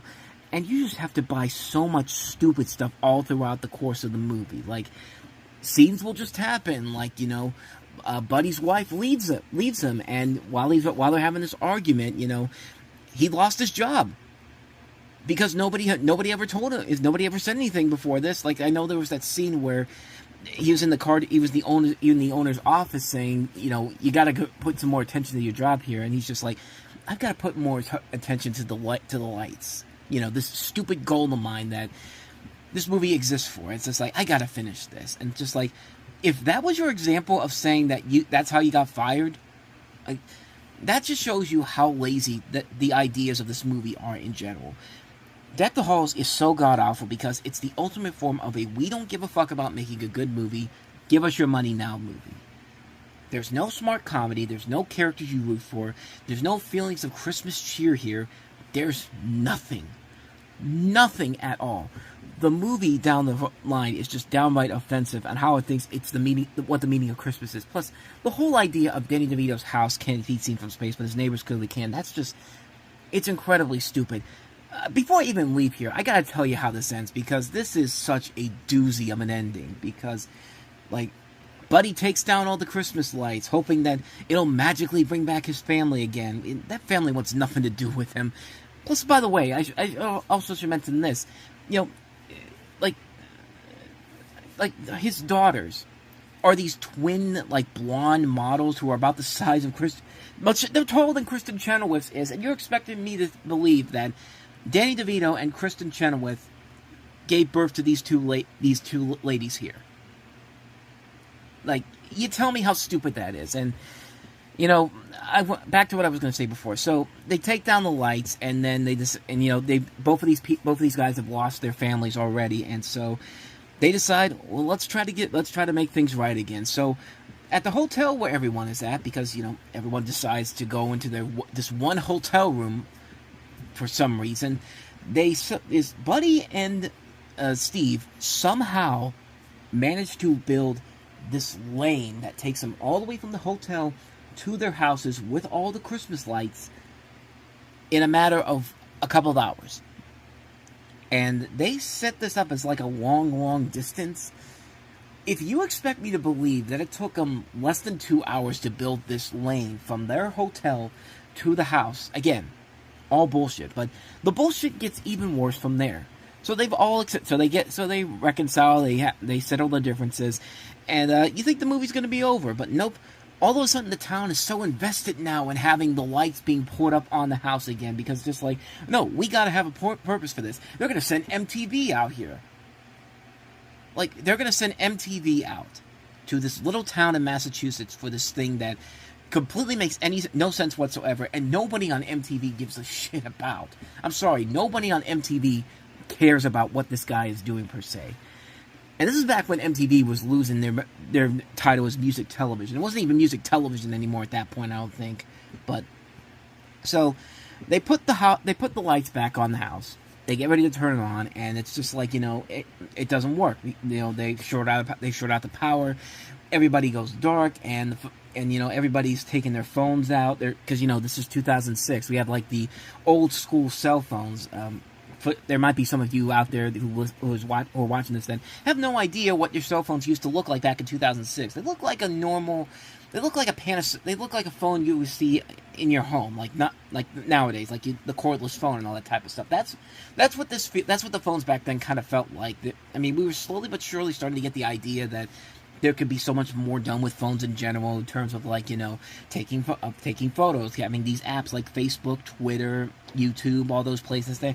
We didn't have much of that back in 2006, but that's beside the point. So everybody's putting their things up in the air like they're at a concert, because also Kristen Chenoweth is singing, because it's Kristen Chenoweth. Of course she's got to sing in the movie, and truth be told, she sings. Her singing is the best thing about the movie, and it's not that long overall. And you think the movie should end there? Like everybody's just going to accept the fact that, hey, this idea is pretty stupid, but you know what? Our whole families came together. We're all having a good time on Christmas Eve. Just accept it for what it is, and then just to add one final insult of injury. So not only do they have all the cell phones with their lights hanging out, but they find a way to unplug to just basically unplug the lights, replug them in again, and it's the trick that does it. The house can be seen from space now, not just with the cell phones, but with the Christmas lights too, and the movie just ends like that. It's just like, you gotta be kidding me. Like, you cannot be this fucking stupid to think that people are gonna buy this. And that's how the movie ends. I'm not even joking. That's literally how the movie ends. House is seen from space. Buddy's accomplishments in life are done. Now what are you gonna do? We'll never find out, because this isn't getting a sequel anytime soon. Nobody gives a shit about this movie. And of course, the filmmakers, never gave a shit about it because of how quickly they put it together. I got nothing else for you. This movie is absolutely horrible. It's a horrible movie, a pure waste of time. Deck the Halls is, bar none, the worst Christmas movie of all time, and it's the number 21 worst movie I have ever seen in my entire life. Bar none. So, with that said, we're about a third of the way through. We got 20 more movies to look at on my list of the worst movies I've ever seen in my life. So, check back here next week for my number 20 pick, and I'll see you guys next time. Take care. Alrighty, back inside the world's worst movie theater, and here we are about a third of the way through my top 30 worst movies of all time as we begin number 20 on the list, 20 through 11, if you will. But we're going to start here with number 20, of course. What happens when you take a bevy of really talented actors and put them all into a steaming pile of garbage? Well, you get the 20th worst movie I've ever seen, and that is Disney's Old Dogs. Now, Old Dogs is a movie where you had a lot of the same people behind Wild Hogs, which came out a couple years prior, which was a massive success at the box office. It was a huge hit. You had all these big stars involved: Tim Allen, John Travolta, Martin Lawrence, William H. Macy, Ray Liotta, Marissa Tomei. It was a big hit, and it was a movie that I actually did kind of enjoy. So they were basically given free reign to do whatever they want with the next movie, and Disney probably should have had more of a quite literal leash on this movie, because, good lord, they blew everything after this movie. You have John Travolta back again, and Robin Williams as Charlie and Dan. They've been best friends and business partners for 30 years, and their Manhattan public relations firm is on the verge of a huge business deal with a Japanese company. With 2 weeks set to sew up the contract, Dan gets a surprise. A woman, played by the late Kelly Preston, he married on a drunken impulse nearly 9 years before, annulled the next day, showing up to tell him that he's the father of her twins, now 7, and she'll be in jail for 14 days for a political protest. Dan volunteers to keep the tykes, although he's uptight and clueless, and with Charlie's help, is there any way they can be dad and uncle, meet the kids' expectations, and still land the account? Do you really care at this point? Just what was this movie supposed to be? Honestly, what was this movie supposed to be? Now, like I said before, I actually did kind of like Wild Hogs. I enjoyed the last movie that Walt Becker did. It was a stupid movie, but I got laughs in that stupid movie. But this is just, I don't even know what the hell they were trying to do here with this. I mean, I don't even think Disney even knew what the hell this was, because keep in mind that this was supposed to be originally a Touchstone release, like Wild Hogs was. Because Wild Hogs was PG-13, and yet somehow Disney decided to put this out. And there's no way that this movie would have gotten a PG rating, and yet it did. And it baffles me. It baffles me how this movie got made, how this got put together, and Really, Disney, you really decided to ruin your reputation for quality entertainment by putting out this garbage? You want to know what Old Dogs was? Old Dogs was nothing but watching talented actors screaming and acting stupid for 90 minutes. You have John Travolta, Robin Williams, Seth Green, Matt Dillon, Justin Long, Kelly Preston, Lori Loughlin, Bernie Mac, one of his last movies he did before he died, the final acting role of his career. Like, what happened here? Like, I really am baffled by this movie's incompetence, the fact that it got made the way it was. But, I mean, I think what happened was, I think I've heard some stories about how this was actually part of the last movies that the old regime of Disney had before Bob Iger eventually took over the role of the chairman of the studio. But even then, it's just like, you really can't look at you really can't looking at this movie and saying, no, this is good, we can go ahead and put this out. And supposedly there was a lot of stuff cut from this movie. That's why supposedly this movie is as clustered and effed up as it is, because even then, I can't figure out why this movie is so horribly put together. At least Wild Hogs had a plot, had characters you can get behind, had something, had an intention for existing. This movie is just all over the place and has no purpose for existing whatsoever. It's a movie that is so terrible that, no joke, they were going to do Wild Hogs 2. And then this movie came out, and then it just completely shut that deal down. So we never got Wild Hogs 2, which, let's be honest, it's a comedy sequel. It wouldn't have been good to begin with anyway, but nothing about this movie makes any sense whatsoever. There's no purpose to this movie. There's no reason for this movie to exist. This movie is just such a disastrous mess on so many levels. I cannot believe somebody at Disney didn't look at the script and said they couldn't put this out. There was no excuse for how bad this movie is. Like, the title doesn't even make any sense. What about this movie makes these guys old dogs? I mean, John Travolta and Robin Williams are old, but they're not that old. Like they're not that old to be considered that. And, like, the title doesn't even make any sense. The only reason why this movie is called Old Dogs is because there's transitions that feature dogs. That's it. That's the only reason why this movie is called Old Dogs. Other than that, I have no idea what the hell this movie is. Just in general. There's no excuse for how bad this movie is. It's a shitty movie that wasn't funny, wasn't enjoyable, wasted a lot of good actors on the biggest blunder the studio ever produced. Even worse than any $200 million tentpole project they ever made. Like, I would rather take all the any bad Marvel movie, any bad Star Wars movie, any bad live-action movie Disney did before and after this, and I would rather watch any of those movies than watch this pile of garbage again. This movie was just, there's no words to describe what an absolute piece of fucking garbage this movie was. This movie is an abomination. It's a mess. It's one of the worst comedies I have ever seen in my life. Old Dogs, number 20 on my list of the top 30 worst movies I've ever seen in my life. So we're just getting started, and then we have another comedy coming up next week that is just as, what the hell were you thinking?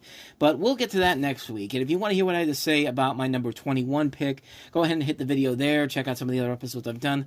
I'll see you guys next week. Take care. Well, how fitting that this finally happened. I am finally in the perfect position to be in the world's worst movie theater because, as you can tell, I'm sick. Well, actually, I'm a lot better than I was last week after I did the last episode, but yeah, the last week has been really, really rough on me. I had a fever, and it's just like, it just kind of ruined my week last week, and kind of in the last stages of the fever in particular. I still got the cough and the sore throat, but that's all going away slowly but surely. I'm in the final steps of finally getting back on track here, but fitting that I get to do one of these while I'm sick, and that's and there's also another good thing about this, is because I've actually talked about this movie recently, my 19th worst movie of all time, and it's one of the most insulting and downright offensive comedies ever made, and that is 2004's Soul Plane.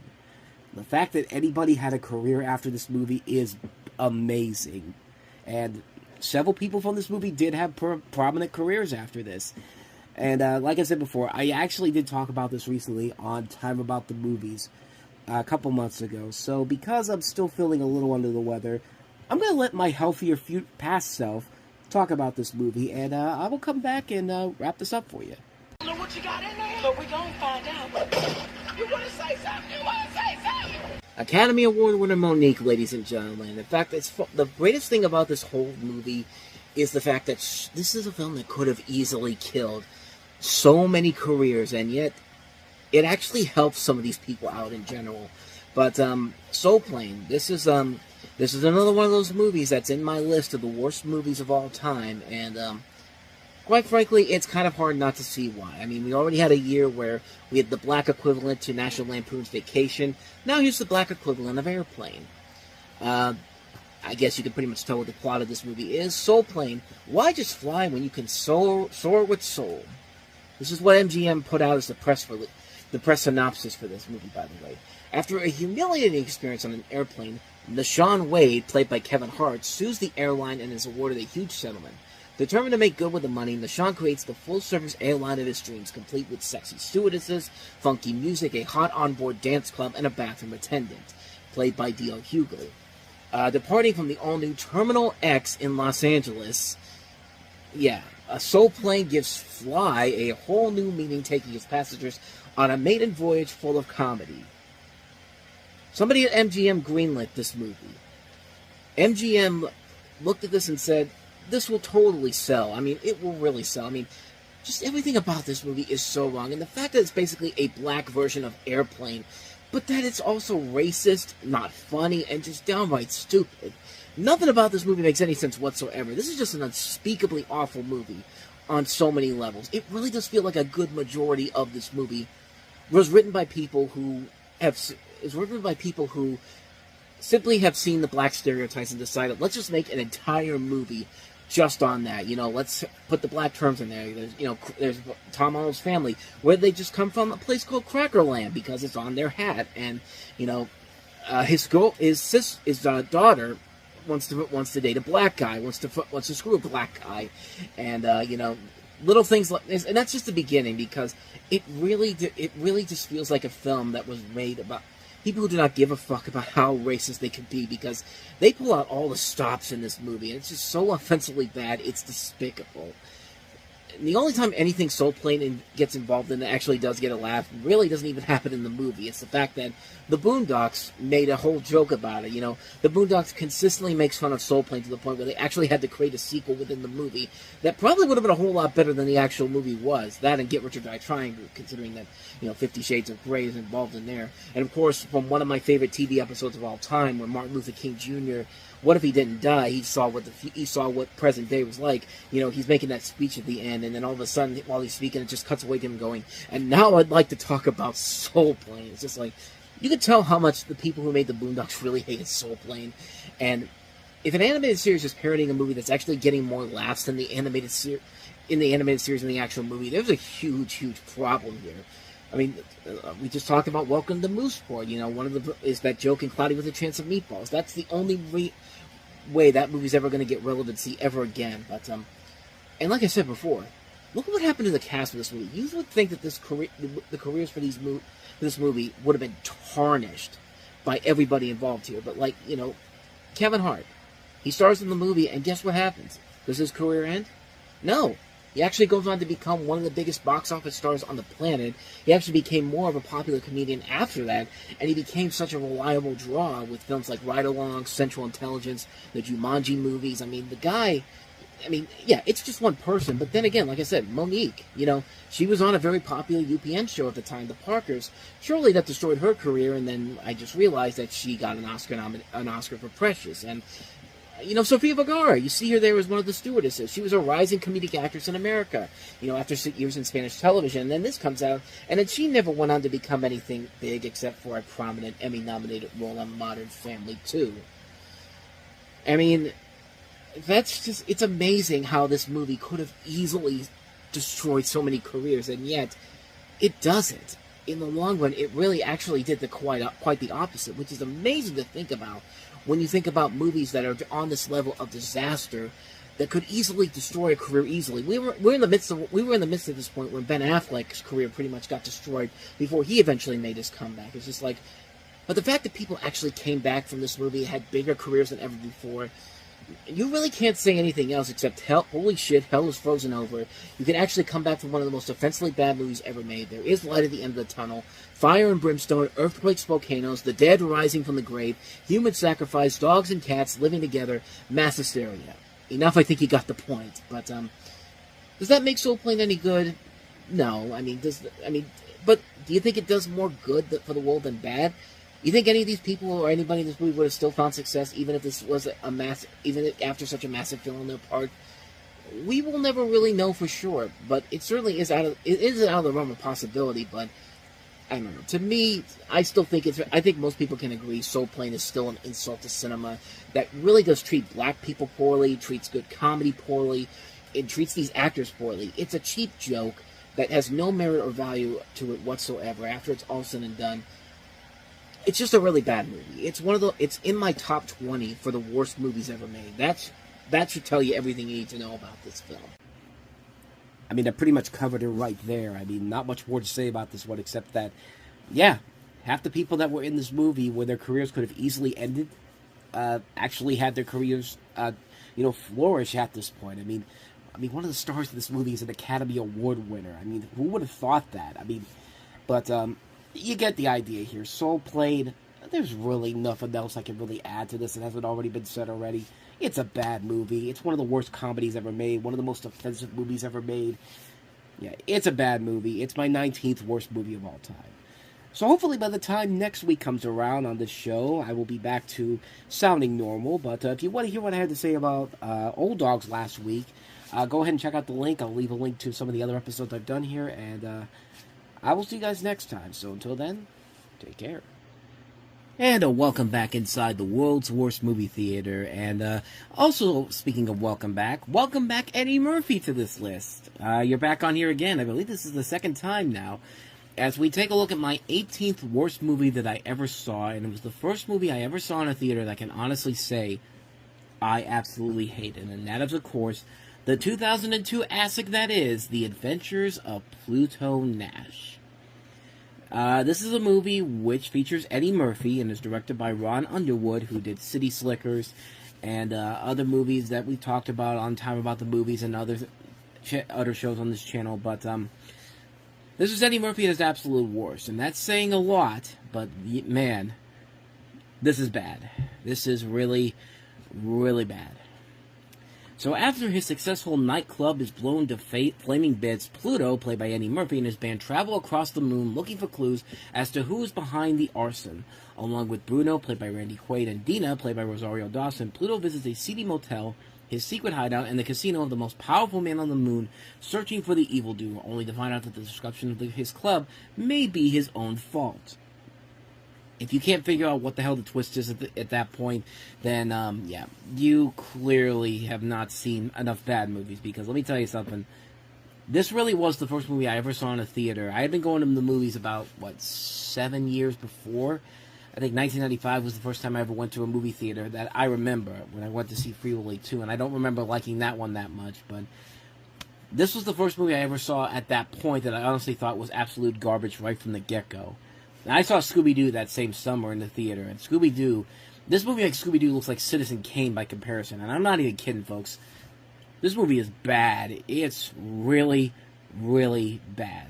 Like I said before, Eddie Murphy has made some terrible movies in his career, but even so, this is still the bottom of the barrel. Like, this is still the absolute worst thing that Eddie Murphy has attached himself to.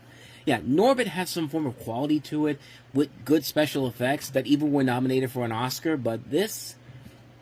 It's unbelievable how lazy this movie is. First of all, the movie was sitting in development hell for nearly 20 years before Warner Brothers finally put the green light to it. 20 years. This thing had been sitting on a shelf since 1982. Even earlier than that, because this was filmed in I think this was filmed in sometime in 2000 or 2001. So, even it's more than that. All the way to the start of the 1980s. You would think that within 20 years, somebody would have looked at the script and go, maybe we should change this around so it can fit into modern setting, modern times. But nope. This movie is so lazy that it doesn't even bother to do that. They make jokes that are so dated. It's like they didn't even bother to change anything from the script whatsoever. And This is the first example that I remember of a studio putting in way too much money for what they thought was going to be a potential franchise. There were movies before this that maybe the studios were hoping would become a hit enough so they would become their own franchise, but no. When you're putting $100 million to this movie, somebody at Warner Brothers thought this was worthy of $100 million. And honestly, the dude who greenlit this shouldn't have just gotten fired. He should have been burned at the stake. We should have gone back to, like, the Salem witch trials and just, burn this guy, pretend that he's a witch and burn him. Like, that's how bad this movie is. And guess how much the movie made back? $7 million. That's it. That was the total this movie made, and that was worldwide. This thing didn't even make $5 million domestically. This is the prime quintessential example of a massive financial flop. And I don't think any parody ever could have painted the perfect picture of how the studio must have felt that day after that weekend than what Robot Chicken did, not but a few years later.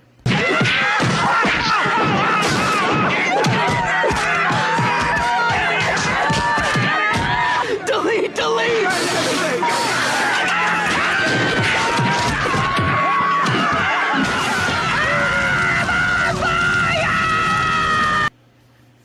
Yep, that's exactly what it feels like when you waste money on a movie that you know nobody was going to watch.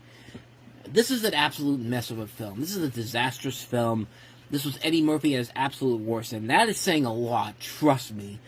This movie is nothing. It's nothing funny. It's nothing clever. It was a script that was sitting on a shelf for decades, and it shows. Not a single laugh in this entire movie, not a bit of anything clever or impressive visual-wise, acting-wise. The whole movie is a gigantic mess of stupidity, lack of creativity, or enjoyment on any level whatsoever. It just did not work. It's the absolute worst movie that was released that year, and it's easily one of the worst movies I have ever seen in my entire life. Avoid this movie like the plague. The Adventures of Pluto and Nash, my 18th pick for my worst movie of all time. So, if you want to hear what I had to say about another bad comedy, Soul Plane, check out the video I have here, and also check out the playlist below. Until then, I'll see you guys next week. So, thanks for watching. I'll see you next time. Take care. Here we are back inside the world's worst movie theater, and you know what? It's the month of December, so let's go ahead and bring in some Christmas movies. Not the good ones, of course. Heaven forbid if we actually show you the good stuff like Christmas Vacation or A Christmas Story or Home Alone. No. Well, you know what? We will show you Home Alone in this theater, but not the good Home Alone, as we talk about my number 17 worst movie of all time, and takes a look at essentially the family film equivalent of The Hangover, taking a very successful comedy and trying to create an unnecessary trilogy out of it. At least back in the day it is. Now it's I don't know what the definition of, I don't know what 6 movies in a series is, like a hexology, if you will. But we're talking about the theatrically released movies here, and number 17 on my list is the Macaulay Culkin-less Home Alone 3. Home Alone 3 is the third installment of the series, and the first one not to feature Macaulay Culkin or the cast from the previous sequels. Neither is Chris Columbus, the director, nor is John Williams. But Roger Gosnell, who served as an editor for both of the original movies, is the director now here, making his directorial debut, who went on to have a spectacular directing career, directing the Scooby-Doo movies and the Smurf films. Not the good Scooby-Doo movie, or who am I kidding? There's not a good Scooby-Doo theatrical movie, nor a good Smurfs theatrical movie when I'm thinking about it, but in Home Alone 3, Peter Beaupre is the leader of a group of thieves who have stolen a valuable Air Force computer chip. When a bag mix-up at the O'Hare Airport in Chicago causes Mrs. Hess, a grouchy old lady, to unknowingly take home the chip hidden inside a toy remote control car, Beaupre and his followers, Alice Ribbons, Earl Unger, and Burton Jernigan, begin searching Mrs. Hess's neighborhood and breaks into houses searching for the chip. 8-year-old Alex Pruitt, played by Alex D. Linz, reports seeing Beaupre and his followers, but Alex's sister Molly, played by a young Scarlett Johansson, his brother Stan, and his parents Jack and Karen, refuse to believe him. Beaupre and his followers figure out that the chip is in the Pruitt home, but Mrs. Hess has given the remote control car to Alex. Alex, however, is left home alone with the chicken pox when Karen goes to work. Jack goes out of town on a business trip, and Molly and Stan go to school. When Beaupre and his followers break into the Pruitt house, Alex is ready with some of the most painful booby traps Beaupre and his gang will ever face. Now, as I've said in the past, I love the first two Home Alone movies. The first movie is definitely the best film of the bunch. But I like Home Alone 2. At least try to capture the same spirit of the original film and succeeded for the most part, even though it was a here we go again type of sequel. But it's definitely not as good as Home Alone 1, but it's not terrible. And really, I feel like you could have done so much more with a Home Alone 3. Like, if you got everybody back together, you could have done some interesting things with it, you know? Have the original cast come back in, you know? Have a plot where Marv and Harry get out of prison again, and Kevin realizes that they're out, and convince the rest of his family to help him defeat the burglars, you know? Use the same kind of traps Kevin used in the first two films. I mean, it could have been something that could have been accomplished, but, nope. Nope, no, not this movie. No. We instead have to have what I like to consider Roger Gosnell's awakening point. The point when he realized his purpose as a director in life. Because, like I said before, this was his first movie as a director after many years as an editor. And more than likely, he was brought in to create a simple cash grab with no creativity or edge whatsoever. And Gosnell probably looked at this and realized, wait, I can put nearly zero effort into a movie and it can make money? I'm going to do this for the rest of my career. And, yeah, if you look at his directing credits, Big Mama's House, Scooby-Doo 1 and 2, Yours, Mine, and Ours, Beverly Hills Chihuahua, The Smurfs 1 and 2, the dude clearly does not give a fuck about putting any effort into any project he's attached to. And Home Alone 3 is where that lovable trend began. First of all, Alex D. Linz, don't get me wrong, the kid's not a bad actor by any means. He's actually gone on to play voices in various things. You know, he was the voice of Arnold for a little bit in Hey Arnold, and he was young Tarzan in the Disney Tarzan film. And also, he's not bad in this movie. He isn't whiny or trying to be cute like Jake Lloyd was in Jingle All the Way that came out a year prior. The kid was trying, and he didn't do too bad of a job, but he's no Macaulay Culkin. And Macaulay Culkin has that charm to him that makes that character, Kevin McAllister, such a likable character and someone you want to root for, especially in the first movie. The bad guys in this movie are the absolute worst. They really went out of their way to find the closest lookalikes to actors they were probably trying to get. Like, I'm pretty sure Bo Peep was supposed to be Oliver Platt because the dude literally looks like Oliver Platt. Jernigan's clearly supposed to be David Schwimmer. Unger's clearly supposed to be Adam Carolla. The only one I probably couldn't figure out was the person that's playing Alice. And I thought maybe a little bit of Laura Flynn Boyle, maybe, but besides that, they really feel intimidated by a fucking kid. A kid with chicken pox, no less. And the worst part is, these are 4 professionally trained terrorists, which they say in the movie that they are terrorists, and yet they are getting their asses handed to them by a kid with chicken pox.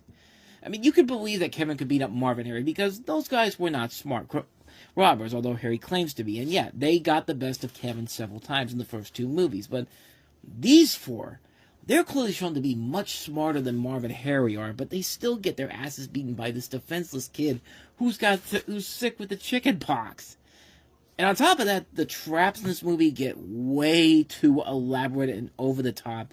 And I cannot take it. I can take absurdity in a movie just fine, but I have my breaking point. And when it comes to this movie, this was my breaking point. I mean, there are traps in this movie that are so elaborate and so necessary to be perfectly timed to where these people are going to go throughout this house. You have to wonder to yourself, how the hell does this little kid with chickenpox have the will and the ability to do this? There's no way that this kid, in his condition, would clearly have enough energy in him to pull off the feats that he does in this. I mean, like the kid's got to be doing something behind the scenes that nobody's showing, but because if you've ever had the chickenpox or have been sick, you know, that weighs you down so much that you don't want to do anything. But according to movie logic, it's apparently enough for this kid to go around this house and create these elaborate traps. Like, the fact that it's like the one that I always laugh about is how this kid is able to move a trampoline in the snow over to one side to make it look like it's not covering the swimming pool.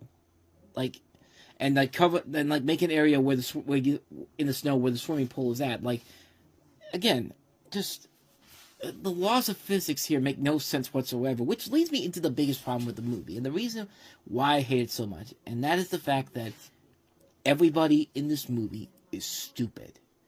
Not just the bad guys, not just the parents, not just the brother and sister, but the FBI and the police too.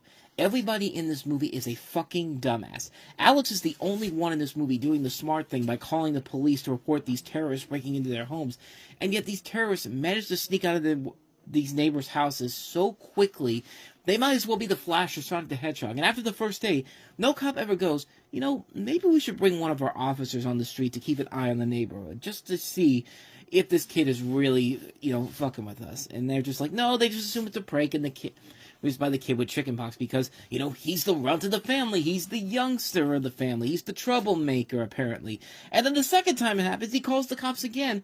And once again, they're able to the bad guys are able to sneak out of here with nobody seeing them. There's no cameras around. Clearly this is a town that doesn't believe in being safe whatsoever. And you know what happens?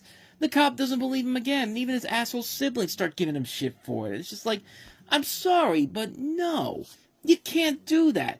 Just because this kid is gravely sick, which, by the way, nice parenting by leaving the damn kid with chickenpox home on his own, by the way, it doesn't mean he's full of it when he's clearly seeing a robber going into somebody's house. But no, we have to do this because clearly if we don't have a movie. And really, who wants to see a Home Alone sequel without the original cast, the original comedy, without John Hughes at its finest?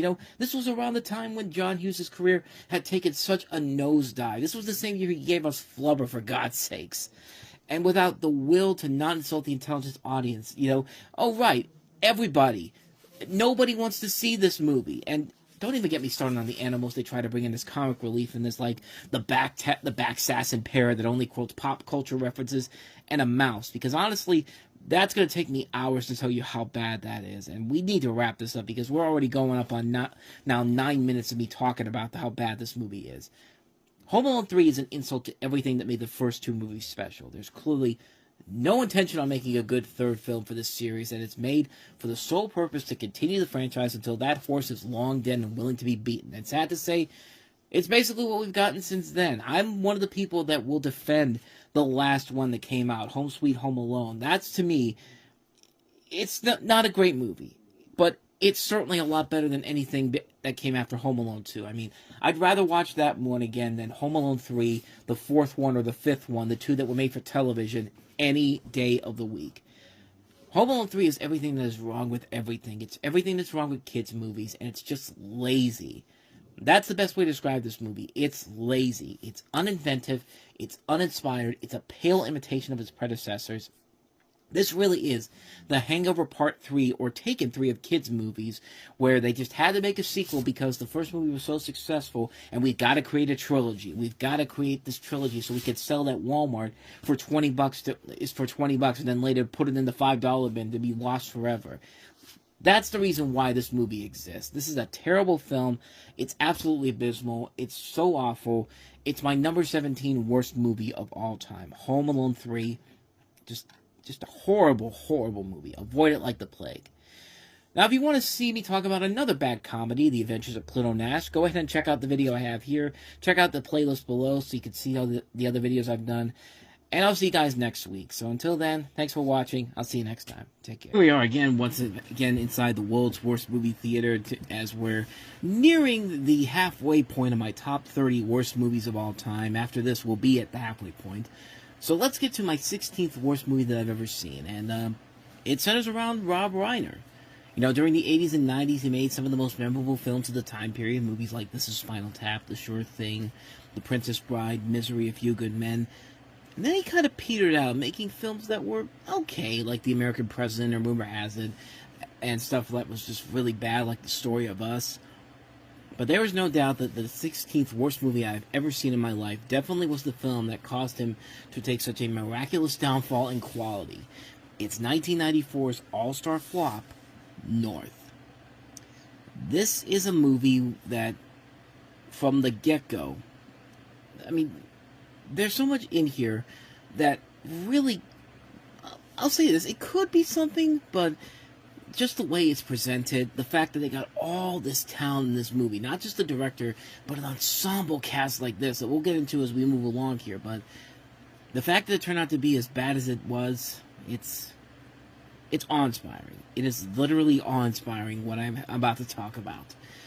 So you have 11-year-old North, played by Elijah Wood, who has had it with his parents, played by Julia Louis-Dreyfus and Jason Alexander. They are always busy with their careers and don't give North the attention he needs, so he files a lawsuit against them. The judge, played by Alan Arkin, rules that North should either find new parents or return to his own parents within 2 months.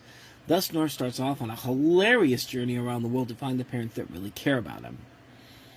And of course, if you remember watching Cisco and Ebert back in the day, you know that this movie is one of Roger Ebert's most notorious reviews because of the very harsh words he had against the film. I hated this movie. Hated this movie. Hated it. Hated every simpering, stupid, vacant, audience-insulting moment of it. Unquote. And yeah, you could pretty much put Roger Ebert's thoughts on this movie and sum it up with my thoughts as well, because yeah, I hated this movie. Hated this movie. Hated it. Hated every simpering, stupid, vacant, audience-insulting moment of it. Hated the sensibility that they thought anyone would like it. Hated the implied insult to the intelligence of the audience by its belief that anyone would be entertained by it. Yes, I'm just plagiarizing this because, you know what? That's how I really feel about this movie. This is a bad movie. Oh, the numerous things I could say about this wreck of a film. Well, for one thing, like I said, a waste of a really good cast. One of the biggest all-star casts you could possibly assemble here. Elijah Wood, Julia Louis-Dreyfus, Jason Alexander, Bruce Willis, John Lovitz, Alan Arkin, Dan Aykroyd, Reba McEntire, Kelly McGillis, Graham Greene, Kathy Bates, Abe Vigoda, Faith Ford, John Ritter, Scarlett Johansson. You get the idea. This cast should have been more than enough to carry a movie over its obstacles, but nope. That wouldn't be enough for this movie by any means necessary, and it only gets worse from there. And by worse, I mean really racist, because not in the stupid of racist, like calling a black person the N-word. No. This movie goes down to the stupidest and downright offensive ways to get a cheap laugh.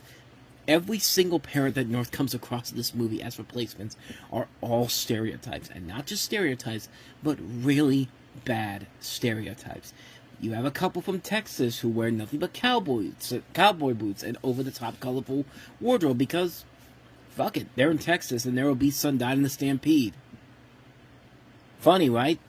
That's how the movie plays it. You got a couple in Hawaii who decide that the best way to promote fertility in the town is to place billboards of North and his fucking butt crack. There's a part where North goes to visit an Eskimo family in Alaska, and they're literally living in igloos. They put makeup on Kathy Bates to make her look like Graham Greene, and worst of all, the scene where Ava Goda sent out to sea on an ice floe so that he may die with dignity. Where's the jokes at? And it gets worse and worse with every single scene. I mean, I just don't get it. You know, Rob Reiner's name was red hot when this came out. He was seen as a hot commodity in Hollywood, and then I have no idea what the hell he was thinking when he made this movie. Like I said before, the plot is interesting enough, but the fact that somebody with the caliber of Rob Reiner was making this junk, that's the biggest flaw of this movie. It has all the right elements there, but Reiner basically just looked at this and said, you know, fuck my credibility. I need to make one really terrible movie in my career because apparently that's the law in Hollywood. Everyone in Hollywood is entitled to have one really bad movie to their name. And if you don't think that, I can think of several directors who've had one really bad movie over a really good career overall. But yeah, this was Rob Reiner's first really big misfire of a film. North is not only one of the biggest stumbles of all time, it's a film that wastes a great cast, a great director, just completely abandoning all the good things that he had towards him at this point. An interesting plot wasted on bad story development, huge continuity issues, downright offensively bad comedy. You can say that most kids from your try to hold up for nostalgia sakes, but trust me, this really is one of those movies that, regardless of how old it gets, will never be remembered as anything but what it is. A steaming pile of shit. North is my 16th worst movie of all time, and I've had people defend this movie to me. Friends of mine have defended this movie, and I just don't get it. Because this movie is complete and utter garbage. North, my 16th worst movie of all time. So, like I said, we're at the halfway mark, so come back next time, and we'll talk about the 15th worst movie I've ever seen in my life. And if you want to hear what I had to say about my 17th overall worst movie I've ever seen in my life, go ahead and check out the video here, check out the playlist up below, and I'll see you guys next time. Take care. Back inside the world's worst movie theater, and now I can finally officially say, welcome to the halfway point of my top 30 worst movies of all time. And boy, are we starting this off with a doozy. And here we have a superhero forquel that I would argue is even worse than Batman and Robin, and maybe Fantastic Four if you include the Roger Corman movie in the 90s. Fantastic, I should say, the 2015 one. But Anyway, number 15 on my list of the worst movies I've ever seen, 1987, Superman 4, The Quest for Peace. Now, this one, Superman does a lot in his newest adventure, including having the return of Lex Luthor, played by Gene Hackman, determined to make the world safe for nuclear arm merchants, creating a new being to challenge the Man of Steel, the radiation-challenged nuclear man, played by Mark Pillow. The two superpowered forces clash, which sees Superman saving the Statue of Liberty, repulse a volcanic eruption of Mount Etna, and rebuild the demolished Great Wall of China, and perform many more feats. Or stuff that doesn't make any sense whatsoever. And I'm not even going to waste any more time on this particular one, because honestly, this is going to be considered quite controversial to some people, but I think Superman 4 is even worse than Batman and Robin. I'm sorry, but the truth is, Batman and Robin is at least something that is at least funny, entertaining in a way, shape, or form. I mean, it's not a great movie by any means necessary, but I can watch Batman and Robin more times than I can watch Superman 4. I mean, oh my god. Superman 4 was horrible. Everything that was great about the first Superman film, Superman's 1 and 2, is just taken away big time. And you can just tell they were just in it for the money on this one. I mean, nobody wanted to make a good movie here. All they wanted to do was just make a quick buck, and that's it. And to be perfectly fair, there's one scene in the beginning of the movie that I thought was pretty good. Clark going back to Smallville. It's a nicely done scene. It's the one lone thing about the movie that I will give it credit for, because after that happens, it's all downhill from there. So where do you even begin with this? Well, let's start off with the effects, because remember how great the first Superman movie did a good job of making you believe that a man can fly, and the great effects they had in that film, and that was in 1978. Now, 9 years later, we have this. The effects in this movie are so atrocious. I talked about in Superman 3 how there was one scene where you can see Superman's string hanging out in one of the scenes when he's about to fly away, and it really does take you out of the movie. That was one scene, and here, it's everywhere. I mean, you could seriously see people holding on to strings as they're being thrown into the air. Not to mention that scene where Superman and Lois are flying in the air, and it's literally, you look at it and you can definitely tell that Lois is really falling from there. Yeah, I smell BS on that one. But yeah, there's just so many bad effects in this movie that's all over the place that would take me way too long to cover. Some of them we'll actually delve into in just a little bit here, but the second thing that really hurts the movie is Luthor's plot to take over the world. It's ridiculous for a number of reasons. Number one, his sidekick is the uber annoying John Cryer, who they literally probably took off the set of Pretty in Pink and said, "You're in this movie now, just be obnoxious and annoying." Because John Cryer can be funny. I mean, John Cryer has proven time and time again he can be a decent comedic actor, but man, he gets on your nerves so goddamn quickly in this movie. 2, they successfully managed to get a piece of Superman's hair that supposedly weighs 1,000 pounds by taking a pair of scissors, a simple pair of scissors, by the way, one that you go into your kitchen and take out of your drawer, and just clip it, and it's so easily able to be cut off. How is that even possible? Unless those scissors could easily cut 1,000 pounds, that does not make any sense at all. And also, third, Nuclear Man is basically the equivalent of an evil Captain Planet. Except because of this movie's bullshit logic, he's invulnerable to solar power. There are so many scenes in this movie where Nuclear Man is not even in direct contact with the sun, but miraculously can still fight just as much as he still did beforehand. So saying that he's invulnerable to superpowers, solar power, makes absolutely no sense whatsoever. Fourth, speaking of things that don't make any sense whatsoever, the whole movie makes no sense whatsoever. The biggest piece of what the hell were you thinking comes in the final act of the movie, where Nuclear Man takes Mariel Hemingway's character. I don't even remember her name. Just say it's Mariel Hemingway. But he takes her into space. Superman goes after him, and she's still able to breathe and not die out in space. Like, I don't care who you are. If you're in space without any kind of protection, like a suit or helmet, you are dead. You turn into Bart and Homer when they're trying to leave the rocket that's going into the sun in that Treehouse of Horror episode. Like, you start blowing up, like you're about to go, you start blowing up and then you explode. That's what happens in real life. Not in this movie. No. Apparently, in this movie, the laws of physics don't exist anymore because it's a comic book movie. And, who cares about being smart or being clever about anything about anymore, because we're just making a movie about it's a comic book movie. Like, I'm literally thinking that's the excuse that they went to the studio with. This doesn't make any sense. It's a comic book movie. you literally have her in space without a helmet, right? Think, nope, comic book movie. You realize that this is one of our most popular comic book movie. All right, fine. I mean, that's literally what happens. That's probably literally what happened with this movie. Like, the writers cannot be this stupid. They just can't be. And the biggest fuck you to this movie is Superman's big plan to eliminate all nuclear weapons. That scene in the middle of the film is one of the most stupidest scenes in the movie because Superman's plan is a nice gesture, but the big problem is that no official government is just going to hand you their nuclear weapons because you're Superman. Unless you're the Superman and Man of Steel, who's literally going to rip your head off if you don't give him the nuclear weapons. Not this Superman. Not the Superman that is seen as the most iconic Superman for a modern generation, pretty much. I mean, I know there's George Reeves in the fifth on the TV series, but everyone thinks of Christopher Reeve, of course, that's the original Superman. But that being said, no government is going to just give you away their weapons just because Superman told you to give them up. And at the end, nothing has been resolved, but Superman takes it as a partial victory, saying this bit of insulting dialogue. There will be peace when the people of the world want it so badly that their governments will have no choice but to give it to them. So let me get this straight. Superman is saying that there will be no peace on the planet unless we ask for it so much that the government has to do it. Again, a nice gesture, but Superman, here's another problem with that. You're basically telling people to be loud and obnoxious until someone does what they want. Way to go, Superman. You just told people it's okay to be dicks in order to get what you want.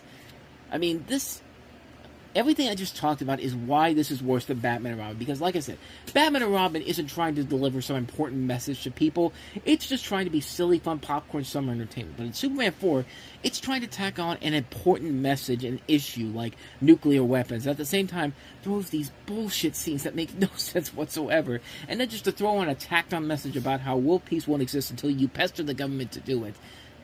That's why Quest to Peace is not only one of the worst superhero movies ever made, it's one of the worst movies ever made. You really think Batman and Robin is the worst DC movie ever made? Just watch Superman 4 again. I dare you. Trust me when I tell you this. It's the worst of the worst in terms of Superman movies. There have been bad Superman movies, but this is the worst of the worst. Hands down, my number 15 worst movie of all time, Superman 4, The Quest for Peace. So we roll along next week with number 14 on the list, and if you want to hear what I had to say about number 16, which was North, go ahead and check out the video I had before, and then check out the playlist below. I'll see you guys next week. Merry Christmas Eve, everybody, and I'm spending it in this dilapidated movie theater once again. As we continue on with my top 30 worst movies of all time, we have already gone past the halfway mark, and now to the other half. Number 14 on the list is a movie that many of you probably don't even remember existed because it was only in theaters for a very short run. It was so bland and forgettable on so many levels. Allow me to remind you of the 2006 superhero kids film Zoom. And this is another one of those movies that I recently just did a review for. So instead of me telling you some new stuff that you probably have already heard already, why don't I just let my past self tell you about the horrors that is Zoom. I have no idea why I thought this was going to be any good. I literally went to go see this movie. Maybe it's because I got suckered into Tim Allen being in the movie. I mean, I saw a lot of Tim Allen movies. I saw The Shaggy Dog. I thought that was pretty good. Santa Claus 2, Santa Claus 1, Toy Story movies. I mean, I've been to a lot of bad Tim Allen movies too. Joe Somebody. But at least Joe Somebody at least had a purpose to it existing. This... You ever watch a movie and you feel like there's so many things that people wanted to rip off of this? Like, I feel like Sony Pictures saw the success of Sky High the year before and said, we want to make our own Sky High movie. And we want to get the director of the Garfield movie, which was successful 2 years ago. Surely we'll have a success here, and not so much. This is based off of a children's book of the same name, which features a former superhero played by Tim Allen who is dragged into training 4 superpowered youths to become superheroes and combat an approaching threat. Let's throw in a little Fantastic Four in there, too. Why not? Because why not? These are the most successful things we've had over the last couple of years, so clearly this is going to be a success, right? No. Not at all. And, yeah, I was stupid to go see this movie coming out because, yeah, it's pretty bad. It's really, really bad. I mean, this is a terrible movie. Like, you could tell they were trying so hard to create the next Sky High, and it just fails on so many levels. The comedy isn't funny. There's no satirical edge to it. You can tell this was a movie that was being made by a studio that just needed something to get out there for the families and realized that it was garbage, and they put it out in the middle of August because at that time, you know, kids' movies in August didn't do very well. This thing had a $76 million budget. Where did $76 million go for this movie? I mean, this is pretty bad. This is really, really bad. This is a horrible, horrible movie. It's not funny. It's not clever. The visual effects look absolutely terrible. The jokes are awful. It's bad, watered-down kids' humor. There's nothing fun about this movie whatsoever. There's nothing of value here at all. It's a waste of time on so many levels. You could see much better superhero movies for kids, like Sky High or The Incredibles. Like, anything else would be way better than this garbage right here. And this is a garbage movie. If this isn't on, this probably isn't on my worst movies of all time list, but if it isn't, it's pretty damn close. I mean, I thought it was at first, but no, it's got to be really damn close, though.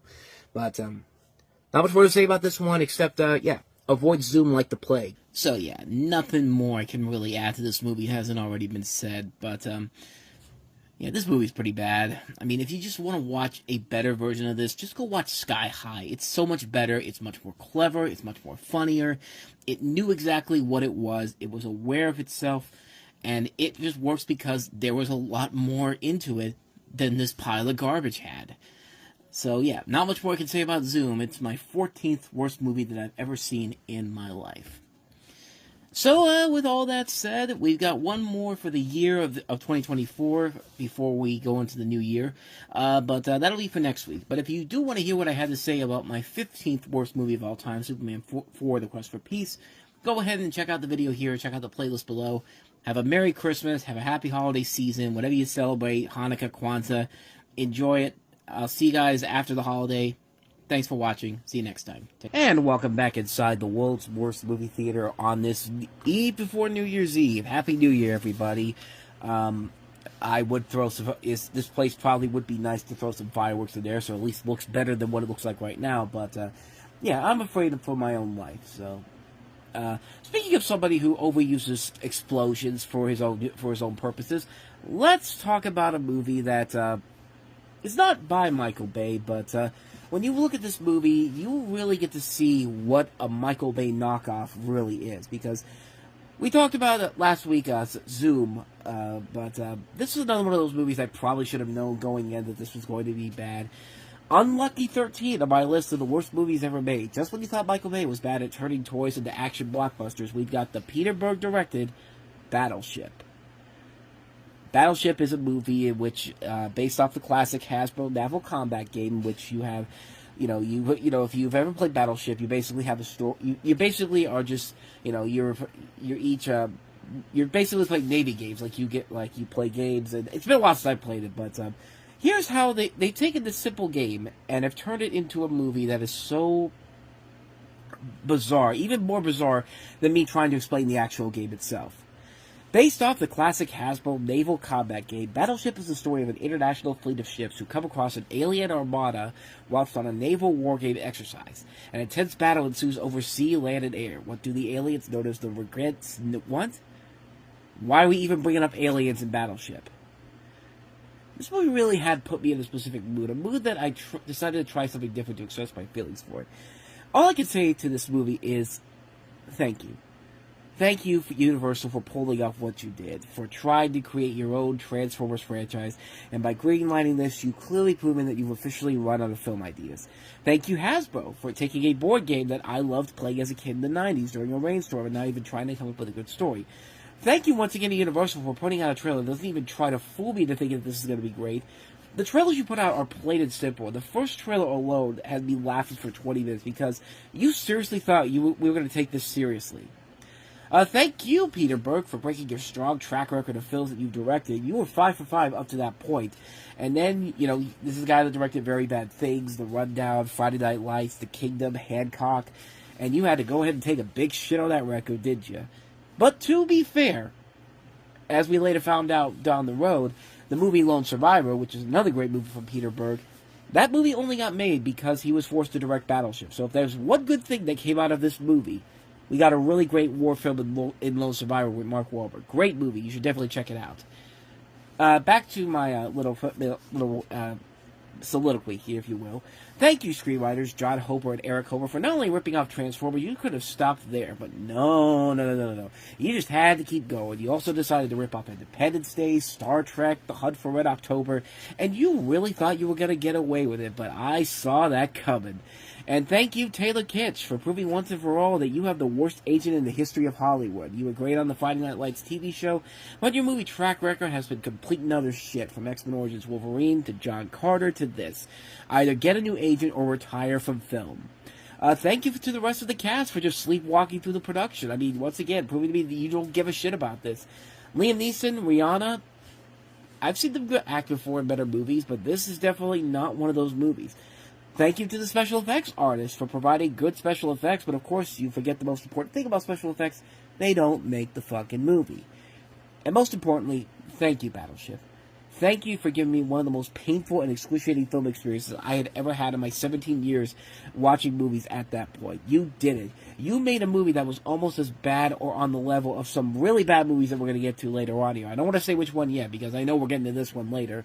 And I had to suffer through that one for 2.5, and I had to suffer through this for 2.5 freaking hours. Like, I'm glad to see nowadays we're getting past the 2.5 hour long movies in general, but back then it was just so ridiculous that every single movie had to be 2.5 hours, because there's so much stuff that did not need to be in movies like this. You could make a good summer blockbuster that's under 2 hours, but when you go over that, your movie starts to go downhill faster than the metal yo-yos did in this piece of fucking garbage. So yeah, as you can tell from that, I really do not like Battleship. I really did. I mean, I knew going into this that this was going to be bad, but this was much worse than I think anybody could have possibly imagined. This really was one of the worst movies I have ever seen in my life. It's garbage. It's unnecessary. It's a waste of my time. It's a waste of your time, too, if you got tortured by watching this. This is the kind of movie that makes you want to stop watching movies and reviewing movies in general. That's how much I hated this movie. This movie is garbage. Avoid Battleship like the plague. Unlucky 13 on my worst movies of all time list. So the next time I see you in here, we will have a brand new year ahead of us, and the movies are only going to get worse and worse from there. But if you want to hear what I had to say about Zoom last week, go ahead and check out the video in the corner, check out some of the other episodes I've done, and I'll see you guys next time. Happy New Year, everybody. Happy New Year, everybody, and welcome back inside the world's worst movie theater. I'd be blowing a streamer right now, but I have a feeling that if I do that, any kind of air in here is going to turn on some kind of gas or something, because I do smell gas in here. And there, I just see somebody on fire right now, so maybe I should go ahead and just get the hell on over with this segment here. Let's continue on with my top 30 worst movies of all time. Number 12 on my list. What's worse than a bad kids movie? How about a bad animated kids movie? Number 12 on my list of my worst movies I've ever seen in my life is the insultingly bad The Nut Job. Some of you may not remember this movie, but man, if you did, you know exactly what the hell I'm talking about, because, good lord, this movie is unbelievably bad. This is a really terrible movie. You know the company Briarcliff Entertainment, a.k.a. the Liam Neeson retirement home, because let's be honest, that's pretty much all he's done since in the last 5 years, is movies for that company. None of them have been really that great. Well, guess what? He's in this movie too, and this is made by the same company that would eventually collaborate with Briarcliff Entertainment, Open Road Films. I guess this was their attempt to try to branch out into a, I don't know, I guess this was their attempt to branch out into, creating their own animated films, like the Weinstein companies had done, or like there was a bunch of studios that did try to get on the Disney, Pixar, Universal, Warner Brothers bandwagon, and most of them were absolute failures, and this one, boy, oh boy, oh boy. This one is definitely bad. In the film, you have Will Arnett as Surly the Squirrel, who has finally gone too far with his latest caper, and now exiled, Surly and his rat buddies, get it, collective nightmare on the street ends when they discover a nut store to raid. With no other options, she arranges a deal to help in Surly's heist for the colony, even when Surly thoroughly intends to betray it. However, there is more going on with the nut store being a front for bank robbers, while Raccoon Surly, Buddy, Raccoon. Like, the names in this movie are so cheap. While Raccoon has his own agenda to ensure his own power, in the mayhem to come, Surly finds himself challenged in ways he never expected to discover the real prize to treasure in this adventure. I mean, I knew this was going to be bad when I saw it, but good lord, this movie was fucking awful. Let me tell you people something. This movie is so horrendous. This story is stupid. The characters are all horrible. They have terrible personalities. The comedy is horrible. The animation is god-awful. I swear to God, if I have to hear the word nut again in a movie, I'm going to kill myself. Guess how many times the word nut is said in this movie? Seriously, take a wild guess. Over 200 times.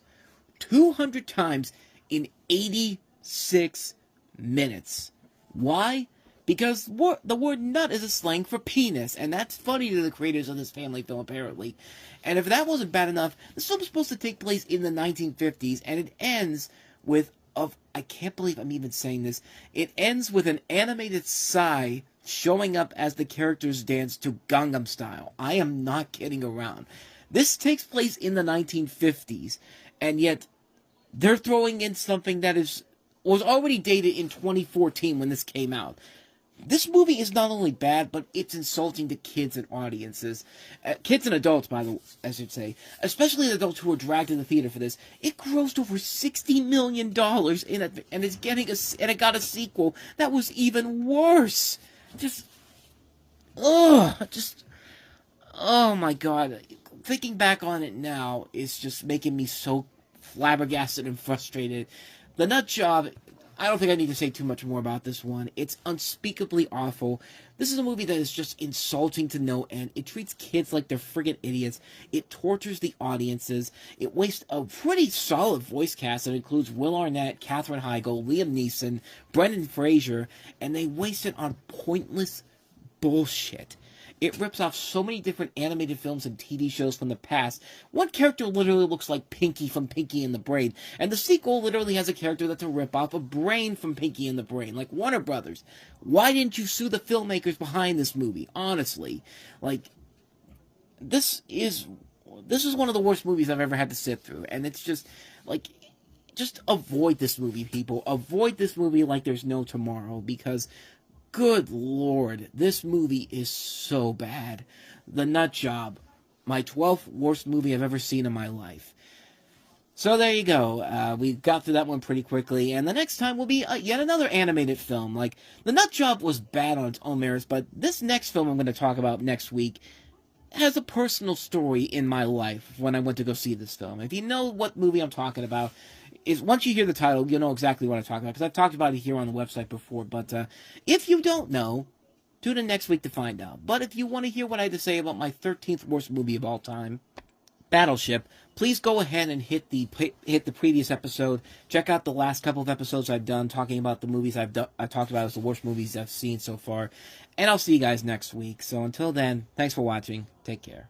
Alright, back inside the world's worst movie theater right now, and hard to believe we're almost to the top 10 worst movies of all time. Once we get done with this one, we will be there. So let's not waste any more time and just get right into it. So my number 11 worst movie of all time is not just because of the movie itself. Believe me, the movie is bad enough on its own. It's what happened when I first saw this movie in the theater that also kind of adds to this being the 11th worst movie I've ever seen in my life. And that is, of course, DreamWorks' animated Shark Tale.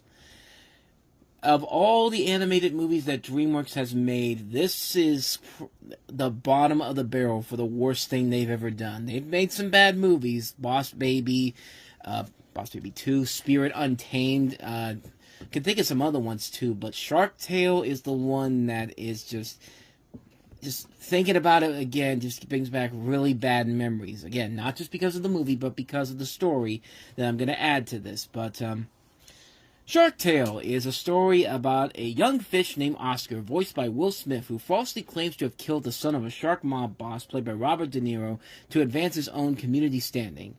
The son of the shark mob boss is played by Jack Black. Will Smith has a girlfriend played by Renee Zellweger. There's another fish that gets involved and wants to create this love triangle played by Angelina Jolie. Martin Scorsese plays his boss, and yeah, it's a bad movie.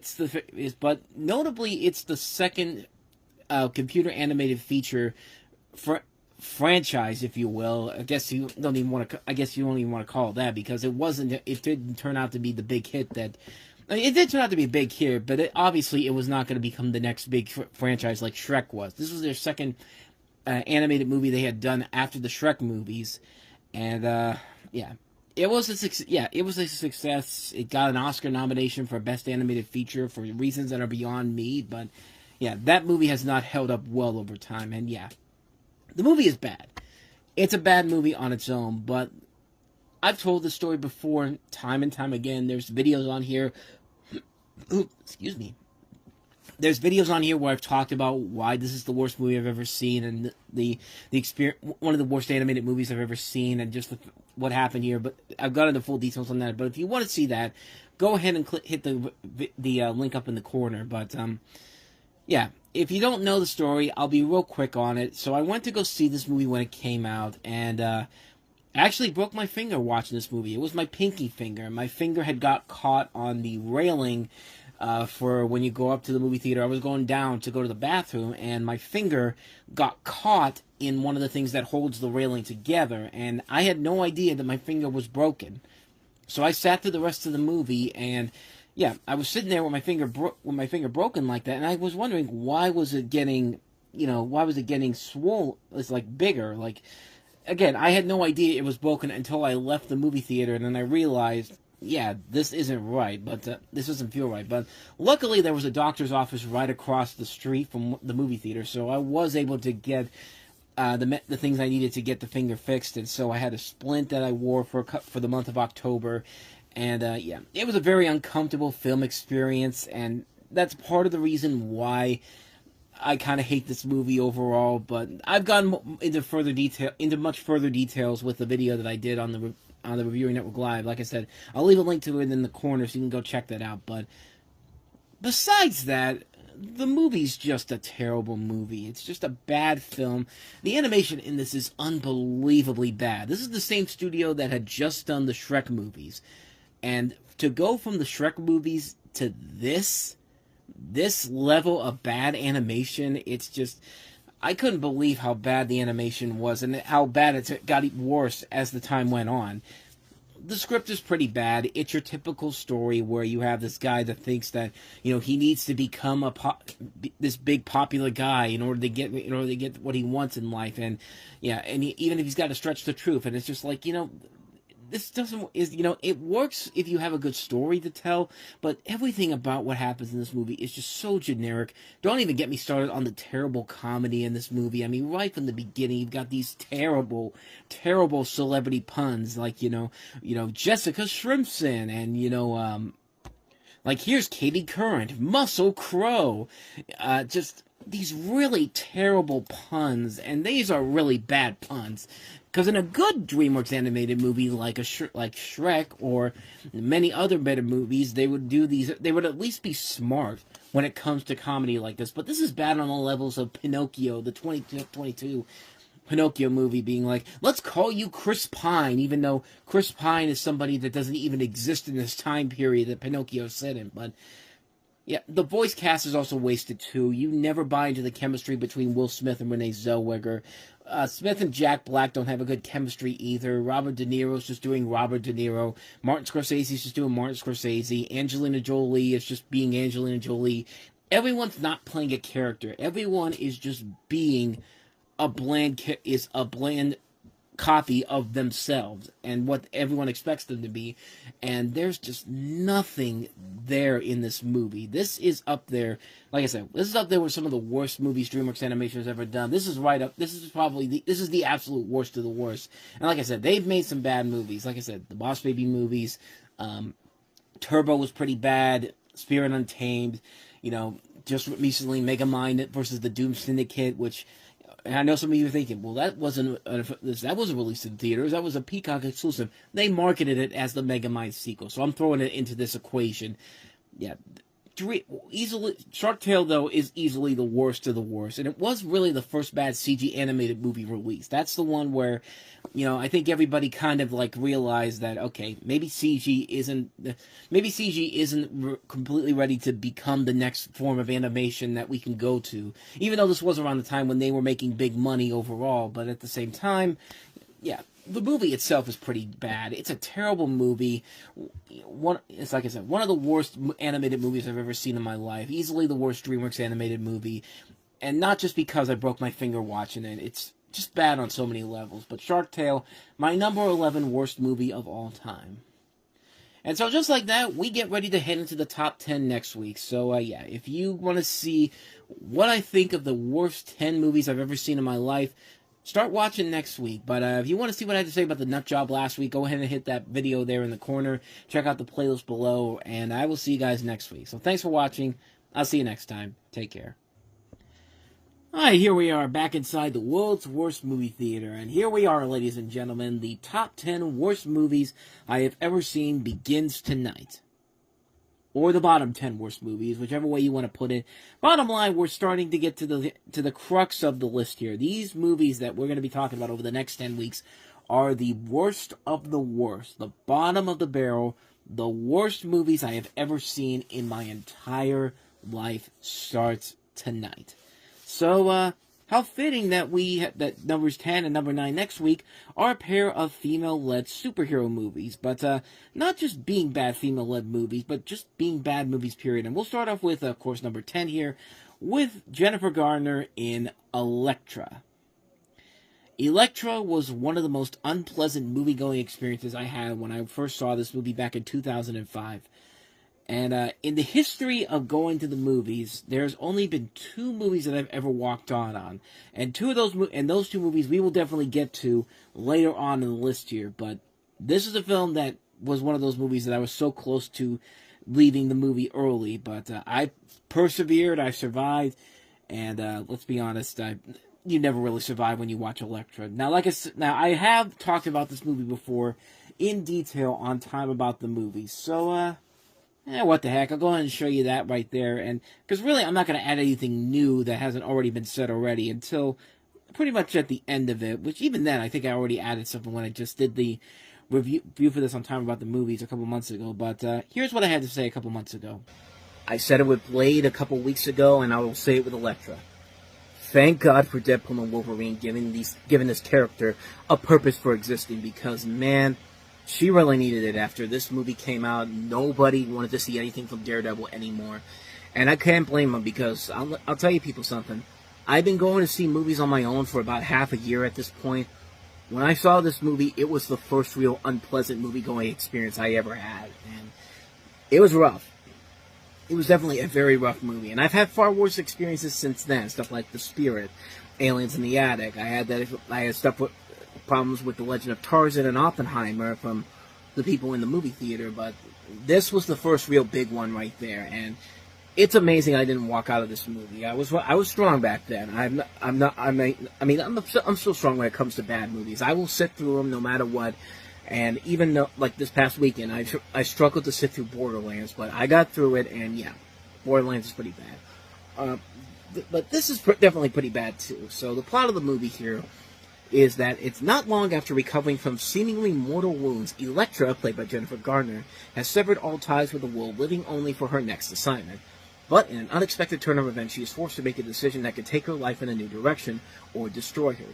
Key players in Elektra's journey are Stick, played by Terrence Stamp, a blind martial arts master responsible for Elektra's resurrection, and Mark Miller, played by Goran Visnik, and Abby Miller, played by Kirsten Prow, a father and daughter on the run from the Hand, a powerful syndicate whose members practice the dark martial arts of Ninjutsu.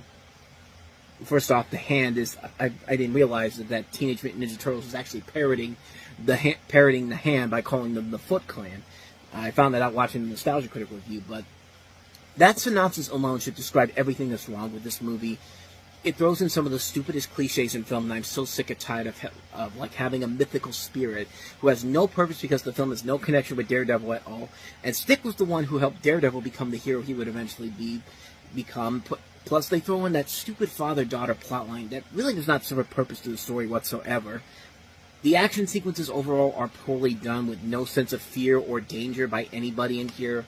The story is very bad. We don't like any of these characters that this movie is trying to get us to like. And Jennifer Garner, I'm sorry, in this movie she's not Elektra. She's just not. This was clearly a poor excuse to attempt to squeeze whatever life was left out of Daredevil, and it fails miserably. Yeah, I know she was an Alias at the time. Yeah, I know she did 13 going on 30. But, man, this was a bad decision on her part. Like, you could tell that they did not give a shit about Daredevil, because in that trailer I showed you, no mention of from the forces that brought you X-Men and Daredevil. Like, they knew this movie was going to tank so badly, they didn't even want to put Daredevil's name in there. I mean, that's how bad this movie is. Yeah, it's not Catwoman bad, but man, it's definitely not a good movie. And yeah, but my biggest problem with the film itself is the main character. My biggest problem is the film itself and the main character is what I'm trying to say.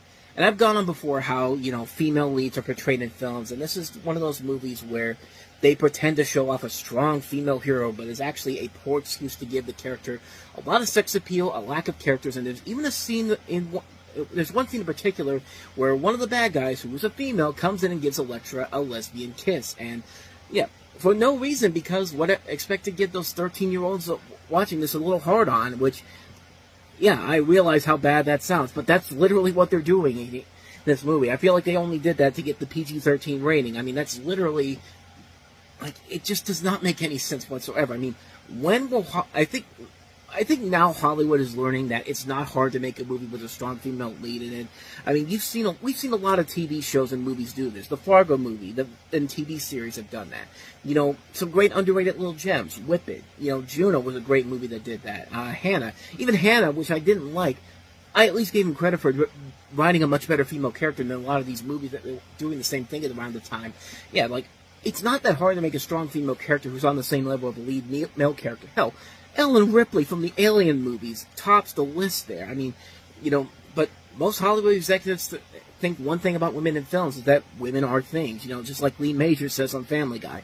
What? Women are things. I mean, it's really like that. And we're getting away from that now, which I'm glad to see, but you could still see that Hollywood is living by that point when you watch shitty movies like Red Sonja, Catwoman, Sucker Punch Lucy, and especially this piece of garbage here. I mean, this is a terrible movie.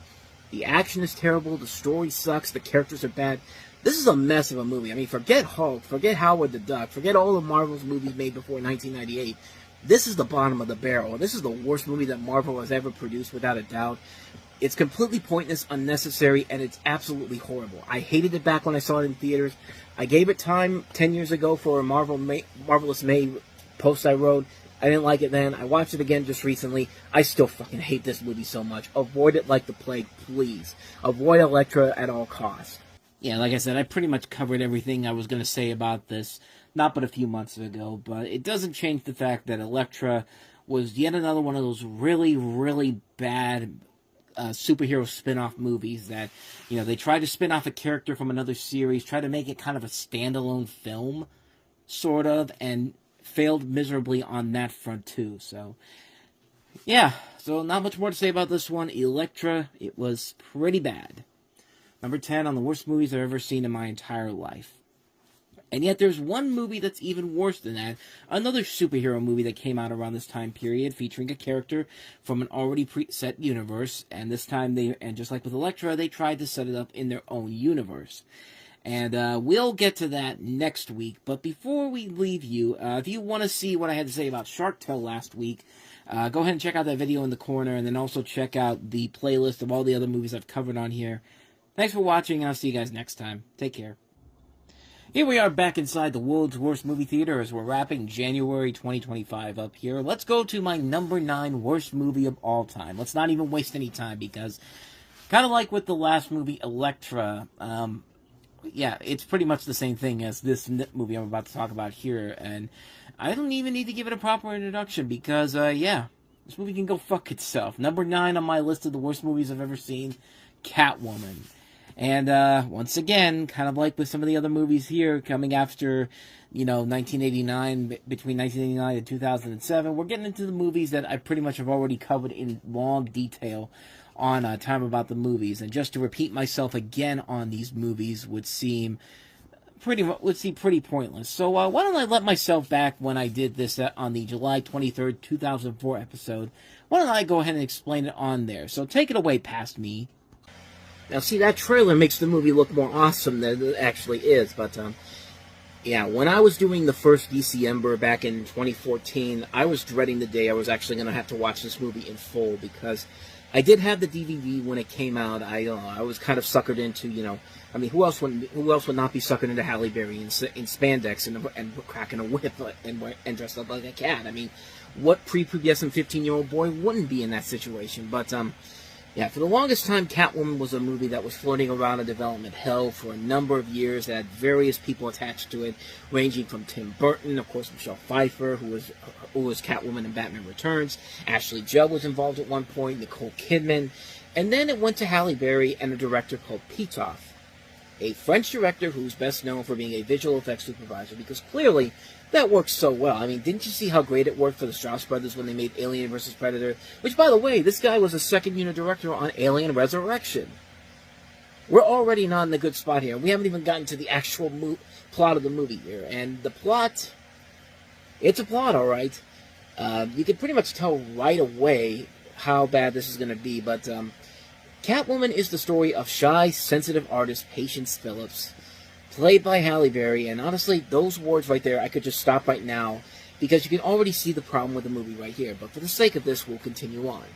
A woman who can't seem to stop apologizing for her own existence. She works as a graphic designer for Hadari Beauty, a mammoth cosmetics company on the verge of releasing a revolutionary anti-aging product. When Patience inadvertently happens upon a dark secret her employer, played by Sharon Stone, is hiding, she finds herself in the middle of a corporate conspiracy. What happens next changes Patience forever. In a mysterious twist of fate, she is transformed into a woman with the strength, speed, and agility and ultimate keen sense of a cat. Again, I could stop at any time if I want to, because this sounds so terrible, but let's continue on, because trust me, it's going to get worse before it gets better. And by that, I mean not better at all. With her newfound prowess and feline intuition, Patience becomes Catwoman, a sleek and stealthy creature balancing on the thin line between good and bad. Like any wildcat, she's dangerous, elusive, and untamed. Her adventures are complicated by a burgeoning relationship with Tom Lone. Have you had enough yet? I certainly have had enough yet. I mean, I could stop right there, because this sounds like Stephanie Meyer garbage here, brought into a universe that shouldn't exist because Catwoman already exists in the Batman movies, but I digress. Tom Lone, played by Benjamin Bratt, is a cop who has fallen for Patience, but cannot shake his fascination with the mysterious Catwoman, who appears to be responsible for a string of crime sprees plaguing the city. Now, doesn't that sound nothing like Catwoman? I certainly hope so, because the writers of this movie clearly weren't aware they had 75 years of research material on this character and didn't do anything with it, because it's clear from this plot that this is nothing but made-up garbage that has nothing to do with Catwoman. You know how we have the Sony Spider-Man universe that technically started off not involving Spider-Man, the Venom movies, Morbius, Madam Web? Imagine that, but almost 20 years prior to that, and it's only contained to one movie instead of multiple movies that somehow keep getting worse and worse with every film. But I digress. I mean, it's not even the worst part of the movie, honestly. And where do you even start? Let's start with the names. Patience Phillips, Tom Lone. Names that do not sound realistic by any means necessary. So why are they named these characters? Because, we have Alex Borstein from Family Guy in here. She has to be the comic foil, and she's forced to make a really unfunny joke about his last name, only to have it end with her saying Bone. I mean, I swear to God. I mean, the scene in particular would make even Lois from Family Guy lose her mind here, because it's that bad of a scene. Like, it's forcing really bad comedy here. But they take the story of Catwoman and just destroy it. There is absolutely nothing that is relatable to the character of Catwoman from any of the movies or comics at all, from the origin of how Catwoman came to be, which the trailer doesn't show you how hilariously bad she gets axed off at the beginning, because, no, she doesn't get shot like in the trailer, no. She's standing in front of a pipeline with water, and she just falls right into the water, and the way it looks is just amazingly bad. It adds like a stupid split personality story to literally having Halle Berry sniffing catnip like she just sniffed pounds of cocaine, and those cat puns, man, they are just all over the goddamn place. And let's talk about the costume. Who thought that was a good idea? No mentally sound human will find this costume sexy at all. As much as they try to, they're trying their best. I mean, you got Halle Berry there, and even she can't make it look sexy. And I'm sorry, like, I love Halle Berry, man. I know this is going to be a bashing of her saying yes to this, but I will say some nice things about her by the end of this. I'm promising this. You're seeing my fingers crossed. I will say positive things about Halle Berry this, because there are things about her in this movie that I will say that are positive. But getting back to the movie itself, every character in this movie is stupid. Tom Holland spends way too much time figuring out who Catwoman is. Like, she's just like Batman in every way, when clearly she isn't in this movie. Like, the villain is so stupid because her plan is not really evil. She lies to herself right in front of Catwoman. The last scene of the climax, she literally says that as long as you keep using her makeup, your face will not get destroyed. 2 minutes later, her face gets so screwed up, so clearly the makeup isn't any damn good. The biggest problem this movie has is that it's one of those movies that's aiming to empower females. And there have been movies where you can empower females and actually have a good movie out of them.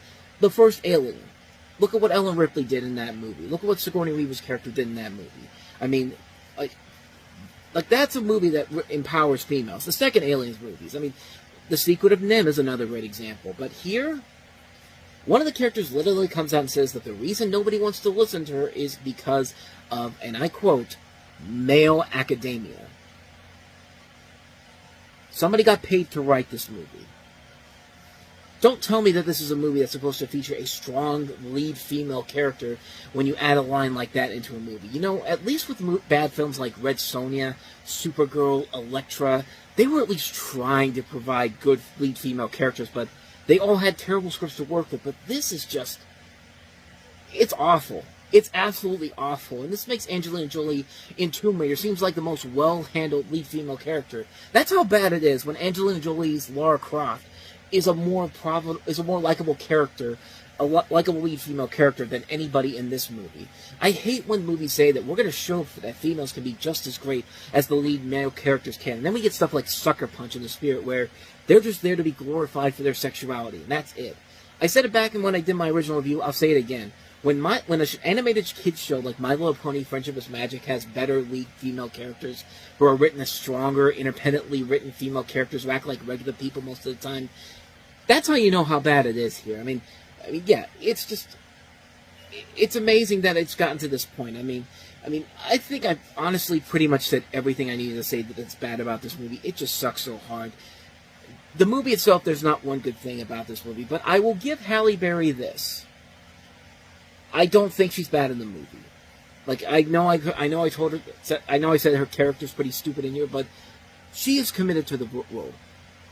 And whether or not she realized at the end of it, which I'm pretty sure she realized after it was done, it was just like, she probably regrets doing this. But then again, there's somebody who has having a lot of fun with it. I mean, just today, like I showed you the tweets. I mean, right there.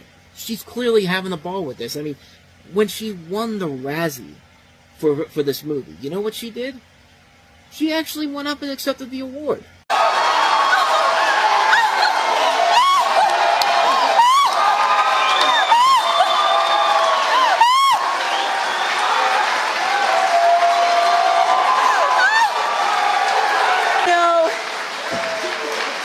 I've got so many people to thank because you don't win a Razzie without a lot of help from a lot of people. So please indulge me and just let me, go through this. Like, yeah, she probably knows the movie is bad, but you know what? I give her a lot of credit for having a lot of fun with this whole idea. Yeah, I mean, it's like when Sandra Bullock won the Razzie for All About Steve. Yeah, she knew it was a bad movie, and she went there, because most people don't go to the Razzies to accept these awards, but you know what? She went there, she accepted her award, and, a day later, she was an Academy Award winner, too. I mean, Halle Berry's already got her Academy Award. She's made many, many movies since excuse me. Sorry, I burped there for a second, but she's made Halle Berry's made many, many movies after Catwoman that shows that this is still a really good actress.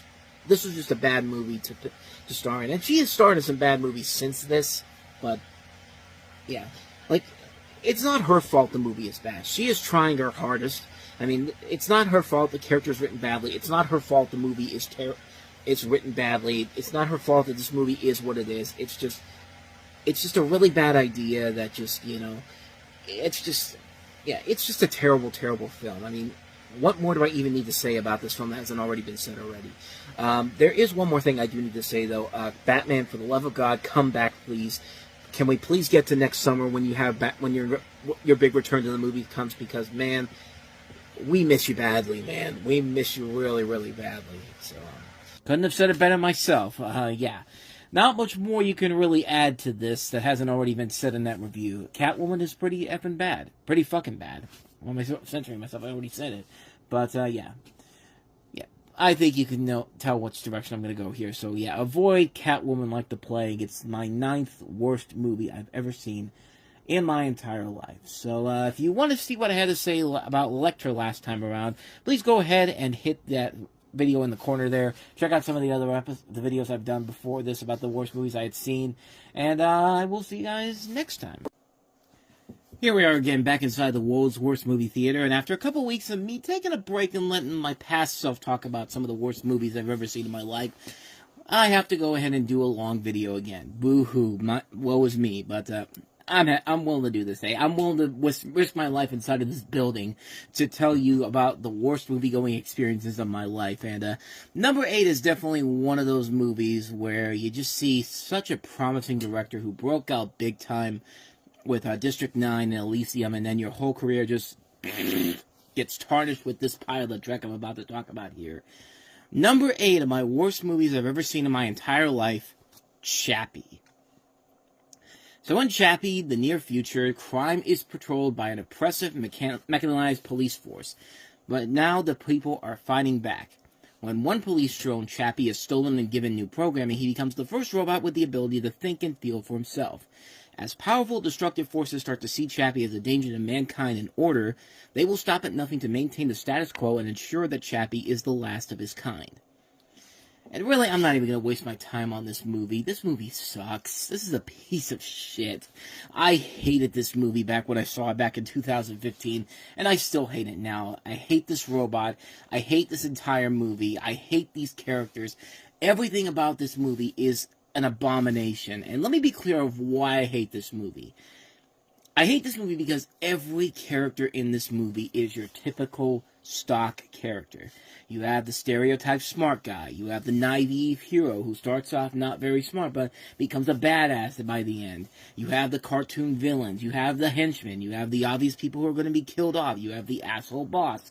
Not only have we seen this done in every action movie like this has literally been done in every Neil Blomkamp movie. I mean, seriously, the guy won us over with District 9. You made a really good follow-up with Elysium, and this is your big follow-up? This movie? Every single movie that Blomkamp has given us is in this movie. And, yeah, as I said before, it's very much the same thing. You know, the same story. The human hero, the creature, the robots, the cartoonish villains, the South African crime mobs, the dickhead boss. This is a guy that wanted to make an alien movie, and this is not how you should put this movie together. Even the marketing campaign when this began, the poster for this movie, the one that was shown everywhere, there was a poster before this that made this movie look more epic and grand than everyone was expecting it to, but before that, there was this abomination. I mean, look at this. Look at how terrible this is. This is not how to market a damn movie. You don't just have one poster that looks all cute and cuddly and then goes for, like, dark and grisly. Like, it's a terrible poster, and it makes people looked at that and said, what am I even looking at here? What is the point? What am I trying to get from this? Because it just looks like everything that it's like the studio had no idea how to sell this movie. So they said, let's have this badass robot with these building blocks that your kids play with, and there's a gun next to him. That's the way to sell this movie. At least we think it is. But besides that, the movie itself is just bad. The characters are annoying as hell. The gang that Chappie calls his family are extremely annoying. The girl is extremely annoying. The two guys are dumbasses who decide at one point, let's take Chappie out into the real world, have him be attacked by another gang, only to have him return without an arm. And the main guy go, I didn't know that was going to happen. Like, that's the point where I knew we were in deep trouble. Everybody in this movie are friggin' idiots. Every single one of them. Chappie is a dim-witted moron that is so unlikable in his actions. He is Wally and Johnny Five from Short Circuit could easily beat the crap out of this thing in 2 seconds flat. That's how bad this movie is. And once again, we have a sci-fi film that just not only takes from other movies and liberally doesn't give a shit. Not only do we have District 9 and Elysium, but there's elements of the aforementioned Short Circuit, The Matrix, RoboCop. Pretty much every robot story ever brought to the screen is used here, and they do nothing new with it at all. If you're gonna steal from other sci-fi films, do something unique with it or different with it. Don't just repurpose the same stuff you've done in the past, because that shit only gets you by so quickly, so quickly every once in a while. But yeah, if you keep doing this your entire career, you end up becoming like Ridley Scott nowadays. But I guess to the movie's only credit, it does look nice, I guess. I mean, the visuals are pretty good on this, considering this film cost below $50 million, and the designs on Chappie and Hugh Jackman's robot are nicely done. But let's get back to the negative things. Speaking of Hugh Jackman, the villains in this movie may just be some of the worst villains I've ever seen in a sci-fi movie. Jackson's the most tolerable, but he was so obviously a villain, and they don't even hide it. There's a scene towards the end of the movie where he literally points a gun at Dev Patel's face in his cubicle, and nobody is batting an eye. Nobody gets worried or feels for Dev Patel's safety. Sure, they look over, but nobody does anything about it. But the worst villain in the film is Hippo, who speaks enough English to understand him, but the film still puts these subtitles on him for no reason whatsoever. And his character is, I want. I'm not even kidding. 99% of this guy's line in the movie is, I want this, I want that, I want everything. Like, he's like Veruca Salt, you know. I was expecting him to go like, I want a party. It's like I wanted to start singing the song from Willy Wonka, you know, I want a golden goose, like that type is, you know, like, he's not a villain, he's a child. He's nothing but a punk-ass kid who needed his parents to smack the shit out of him to shut him the hell up and show him to manners. And just when you think it could not get any worse than this movie, the ending of this film is such a big F-U. Dev Patel's character gets shot. Chappie tries to save him, but, you know, put him in the test robot's body and giving him new life because Chappie apparently found a way to create a way to save people subconscious to a helmet at the robot lab, and they never explained it. When was there any indication that Chappie was smart enough to figure something like this out, but not the guy who created Chappie, Dev Patel's character? Nothing about this movie makes any goddamn sense at all. It's an insult to sci-fi movies. This movie is such a joke. It takes a once-respected up-and-coming director and just shows that he just does not give a shit anymore, man. He's basically turned into the M. Night Shyamalan sci-fi movies. Let's just redo the same thing we've done over and over again. And sure enough, you know, people will buy into it. And luckily, people were not stupid enough to buy this again for a third time. You know, fool me once, shame on you. Fool me twice, shame on me. And yeah, you know, the third time was the one where everyone was just like, yeah, we're not doing this anymore. This movie is so god-awful. The characters are annoying. The villains are terrible. The story is extremely predictable. Blomkamp pretty much committed career suicide with this movie, and it's a shit state of a movie, and it's a film that killed any anticipation for any movie he worked on after this, because, yeah, his career has just taken a gigantic nosedive, man. Chappie, my number 8 worst movie of all time. I mentioned M. Night Shyamalan too, but don't worry, kiddies. We're going to delve into one of his worst movies. In fact, arguably his worst movie next time around. But if you want to see more videos that I've done, check out the last video I did talking about my 9th worst movie of all time, Catwoman. Check out some of the other episodes I've done. And with all that said, thank you for joining us inside of here, and I'll see you guys next week. Take care. Alright, here we are back inside the world's worst movie theater as we're coming down to the home stretch here of my top 30 worst movies of all time. We come to number 7 on the list, and let me tell you something. When M. Night Shyamalan says he's a fan of a TV series and wants to make a movie about it, you know, I'll just let Tom from Tom and Jerry explain it perfectly. What should happen if, you know, you have a guy like M. Night Shyamalan who says he's a fan of a TV show and wants to make a movie about it. Don't you believe it? Thank you for that. That's how we got number 7 on my list of the worst movies I have ever seen. 2010's infamous The Last Airbender. In the film, the world is divided into 4 kingdoms, each represented by the elements that they harness, and peace has lasted through the realms of water, air, earth, and fire, under the supervision of the Avatar, linked to the spirit world and the only being capable of mastering the uses of all 4 elements. When young Avatar Aang disappears, the Fire Nation launches an attack to eradicate all members of the Air Nomads to prevent interference in the future plans for world domination. 100 years pass, and current Fire Lord Ozai continues to conquer and imprison anyone with elemental bending abilities in the Earth and Water Kingdoms, while siblings Katara and Sokka from the Southern Water Tribe find a mysterious boy trapped beneath the ice outside their village. Upon rescuing him, he's revealed himself to be Aang, Avatar and the last of the Air Nomads. Trying to protect the Avatar, Katara and Sokka journey with him to the Northern Water Kingdom in his quest to master waterbending and eventually fulfill his destiny of once again restoring peace to the world. But as they inch nearer to the goal, the group must evade Prince Zuko, the exiled son of Lord Ozai, Commander Zhao, the Fire Nation's military leader, and the tyrannical onslaught of the evil Fire Lord himself. Now you're probably wondering, has M. Night Shyamalan done something completely different than his usual works? I guess the answer is yes. He's managed to make a movie that's even shittier than the majority of his other works. I mean, this movie is unbelievably awful. I mean, how do you do this to The Last Airbender? The characters in this movie are so badly acted. The acting in particular is awful, especially on the young actors. The way that they decide to just completely mispronounce every single name that's in this movie. Like, there are times in this movie where they just decide, we want to use a different kind of pronunciation for these different names. So instead of having somebody called Katara, I think one of them is called like Katana or something like that. Like, Aang in this is Ong. You know, Sokka I'm getting it wrong here. General Iroh is General Iroh. Sokka is Sokka. Like, for some reason, they decided to change the pronunciations around. Why? Fuck if I know, and I'm pretty sure M. Night Shyamalan has no idea why he's doing it. Like, the acting in this is unbelievably bad. Nobody in this movie acts like the characters from the TV show. Sokka is supposed to be the funny guy on there. Like, you know, he's the wisecracker. This guy in this movie does not crack one single fucking joke in this entire film. It's the dude from Twilight, Jackson Rathbone, who, thank God he is no longer relevant in Hollywood, because good lord, that guy was abysmal in the movie. At least Katana is trying. The actress who plays her, who has, I think, gone on to become a decent actress overall. I can't remember her name. Nicola Peltz, I think her name is.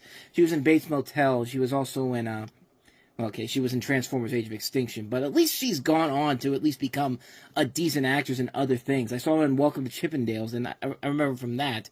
But, you know, the visuals are terrible. They make airbending in this movie seem like the most uncool thing ever compared to what the animated series did. Like, this movie is unbelievable at how they just decrease the awesomeness that was in the original Avatar: The Last Airbender TV series. Like it's watered down. It's unbelievable how low this movie has gone to the depths that it goes down to. The action sequences are terrible. And this is one of those movies that they had to convert we converted into 3D. This was not made for a 3D release, but because everyone was doing it around that time, you know, taking these movies that were not really made for 3D cameras, but hey, 3D is the new trend, so we gotta do it in post-production. It looks absolutely terrible. It's one of the worst 3D transfers I've ever seen in my life. Like, it's even worse than something like Clash of the Titans, which did it earlier in the year. Like, this whole movie is a travesty and a disaster. I could not believe my eyes. Like, this is the film that literally killed M. Night Shyamalan for me for a little bit here, because I thought that this dude was gone. Like, this dude was already losing it with bad stuff like Signs and The Village and Lady in the Water and The Happening, and, you know, but this is the film that broke the camel's back. This movie is absolutely terrible. This is a movie that was made by somebody who wants to claim that he's a fan of the series, but I really do strongly believe that this motherfucker was so mad at Avatar: The Last Airbender for doing a better story that he could ever do, that when he agreed to this, he did this to purposely sabotage this series in general and make it the most abysmal thing ever. You cannot convince me that this guy had a second agenda behind this movie.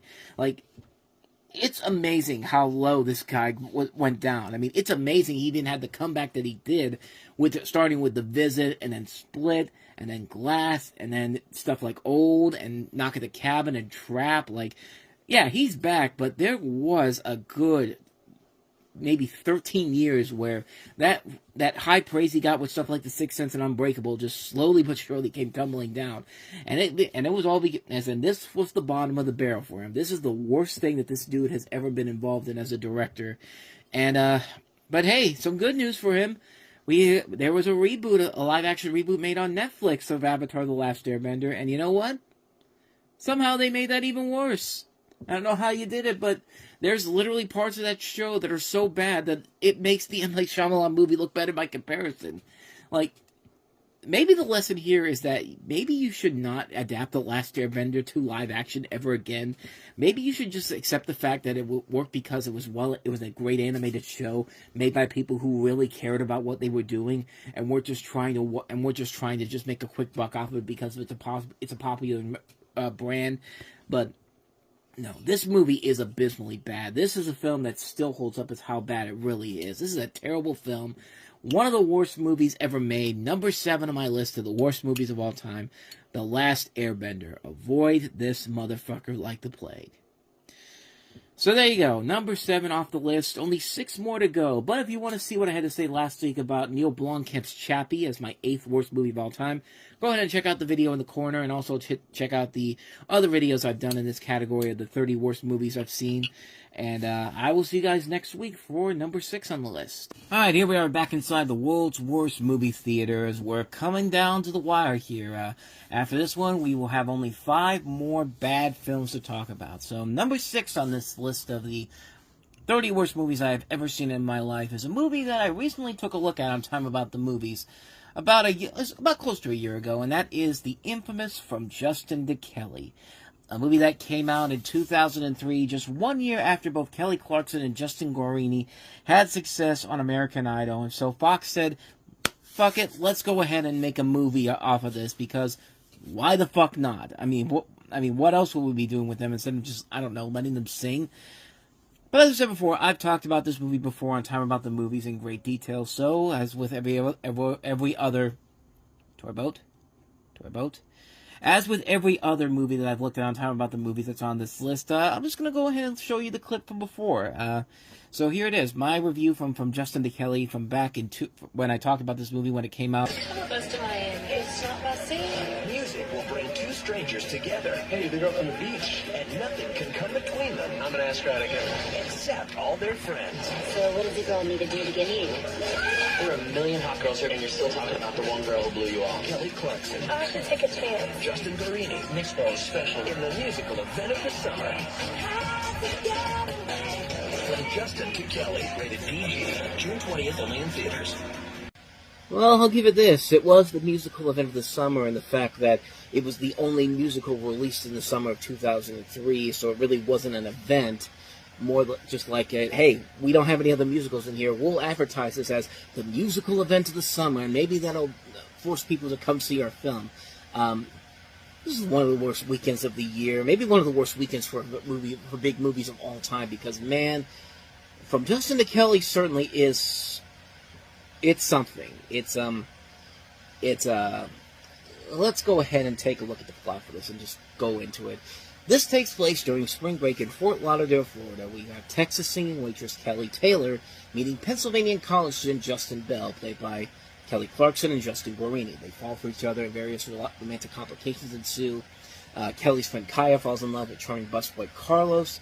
Kelly's other friend Alexa seems to keep Justin and Kelly from meeting. Justin's friend Brandon is also getting on the wrong side of a sexy beach patrol woman. And Justin's other friend Eddie tries to hook her up with a cyber pal. And this is a film that was so terrible that it almost didn't get released. And judging by the film that we have here, it probably shouldn't have been, but all in good time. Some theater chains literally were threatening not to screen the film when Disney, not Disney, but eventually this would be Disney, but 20th Century Fox announced plans to rush it to VHS and DVD a mere 6 weeks after its original release. The deuce, you say? I mean, it's not like nowadays where we just release movies 17 days in theaters and then say, here it is on digital, and then go like, well, why didn't The Fall Guy do well? Well, dumbasses. You literally are putting it out on Blu-ray and digital 17 days after it was released in theaters. And you're expecting it to become a hit in theaters still. Like, what the hell is wrong with you? Like, but again, we'll save that for another time. But Fox ultimately relented and pushed the release date back a few months. And after the opening weekend flop, they decided to reinstate the original release plan. And the film was released in theaters on August 26th. So, theater chains threatened to pull the film. Probably shouldn't even bother to do that, because you just, not only did you waste the studio's time by pushing it back, but it was all for naught, because this film was gone after literally 2 weeks. Like, they didn't even wait the 6 weeks. Like, you could have easily done what we do today. Just put it in theaters for 17 days and then put it out on DVD. Nobody would have given a crap. Like, you wasted their time by doing this, but then again, there was this genre in 2003 where they were just like, this was actually the second theatrical release film based off a reality show. We already talked about The Real Cancun. We know how bad that movie was. Yeah, and guess what? That sucked too. But this film, I mean, I don't get it. I have no idea what they were doing. They were basically just trying to cash in on something that just premiered the year before with American Idol. This was a film based off the thing that pushed Fox to the #1 spot in terms of network television for the first time ever. And that was a pretty big deal for them. Like, Fox, they had spent the last 10 years establishing themselves as the 4th television network with The Simpsons, Beverly Hills 90210, Melrose Place, and then the NFL pushed them over the map. But this was the one that put them over the top as the #1 network for a good amount of time. And don't get me wrong, Kelly Clarkson and Justin Guarini can be decent actors if you give them good scripts to work off. I mean, it's funny how Justin Guarini actually had a career not in music, but in terms of those Dr. Pepper commercials when he was Little Sweet, and he's actually pretty hilarious in those. Yeah, it's far-fetched and over the top, but he's acting, he's coming off as humorous, and in this, he's just nothing. And in fact, everybody in this movie is just nothing. It's like Kelly Clarkson, she's too talented to be in a good movie like this. Like, what a waste of potential for this movie to have with these two people. These two people have shown they have more talent than this film is letting on, and really, I don't think it's their fault, because like I said before, it's nothing but a stupid cash grab in a year when American Idol already tried to cash grab people. Like, they didn't even wait a year after the show premiered to already premiere a spin-off called American Juniors, which also failed miserably. Like, just go ahead and listen to some of this from Kids in America, this version of Kids in America, and I'm just going to let you listen to some of this. Looking out enter your window, down below the cars and the city go rushing by. I sit here alone and I wonder why. Sorry I can't hear or see you guys, because I was literally ripping out my ears and my eyes after listening to that abomination. I mean, like, okay, not really, but can you blame me? Can you blame me? But that was horrible. I almost did the exact same. I almost did that in real life when I saw that. I was just like, what the hell were they thinking? But you get the point. The movie is bad. It's terrible. It's rubbish. But the big question is, why does it even exist? Well, like I said, American Idol was a big hit at the time. But was it really that big of a hit that somebody at Fox said, you know what we need to do? We need to, now that we've got this big TV success, let's make a movie around the two frontrunners who have had no acting experience up to this point. What could possibly go wrong? I mean, what's the point? It makes no sense whatsoever. You can just look at the trailer and know right off the bat that none of this shit makes any sense at all. And here's the thing that really worries me about this. Fox was thinking that this was going to be a hit. They actually put the money into it. They put a $12 million budget on this film. It made back $5 million. Where did that $12 million go? I mean, Kelly Clarkson and Justin Guarini could not be that big of a names to warrant a film that has $12 million attached to it. And, like, this is 2003. They had barely reached the peak of their careers yet. I mean, Kelly Clarkson's first album came out the same year. Like, what were they thinking? What were they thinking with this movie? And this comes out around the same time when we've had a lot of big musical bombs. You know, Mariah Carey's Glitter, you know, Britney Spears' Crossroad. We haven't even gotten to stuff like Ashley Simpson's Undiscovered or Hilary Duff's Raise Your Voice. But honestly, this might be the worst of the very worst. I mean, this is the worst of the very worst. The acting is bad, the story makes no sense whatsoever, the music is terrible, the choreography is awful, it's just an all-around mess of a film, and it easily earns the distinction of one of the worst films ever made. In fact, it's in my top 5 or 6 worst movies I've ever seen in my life. It also earns the distinction as the single worst adaptation of a television series ever. And I know it's not based off entirely of American Idol, but it's based off of it's an American Idol cash grab, regardless, and a bad one at that. There's a reason why I said this is one of my least favorite movies of all time, and it's that bad, people. Just avoid this movie like the plague. So yeah, from Justin to Kelly, it was clearly made to cash in on the recent success of American Idol, so they said, fuck it, let's make a movie off of these two who clearly cannot act at this time, even though we just made them stars within the last year. But yeah, we don't go to see Kelly Clarkson and Justin Guarini back there to see them act. We want to hear them sing, damn it. But there you go. That's from Justin to Kelly for you. So, and just like that, we are already on our way to the top 5 worst movies I have ever seen in my life. And boy, the first one we have here is a doozy of a film. It's one of only 3 movies I've ever walked out of a theater in my entire life that I've ever done. We'll take a look at that one on the next episode here. But if you want to hear what I have to say about the infamously bad M. Night Shyamalan's The Last Airbender, go ahead and hit the link there. Check out some of the other episodes I've done. I'll see you back here next week. Alrighty, folks, here we are back inside the world's worst movie theater, and now we're getting down to the nitty-gritty. The top 5 worst movies I have ever seen begins tonight, and what better way to start off with this than, you know, in my life, I have only ever walked out of 3 movies in a movie theater. Of all the films I've seen, 3 films in particular were so bad, so terrible, that I had no choice but to leave before the movie was over. And we have one of those movies right here, number 5 on my list of the worst movies I've ever seen in my life, one of only 3 films I've ever walked out of, and that is Aliens in the Attic. You remember this one? Good. You're doing yourself a huge service by not knowing what the hell this movie is. But for those of you who unfortunately went to go see this movie, my condolences to you. But this film is about the Pearsons, a family whose busy lifestyle leads the dad, played by Kevin Nealon, to say that a family vacation is needed. So the dad, the younger sister Hannah, teenage son Tom, and older sister Bethany, played by Ashley Tisdale, along with her boyfriend Ricky, all go to the vacation home. Shortly after the Pearsons arrive at the sprawling summer home, however, things start to get strange as dark clouds start to swirl overhead. 4 glowing objects blast through the skies on a collision course with the Pearsons' roof, and soon the alien invasion and the bullshittery begins.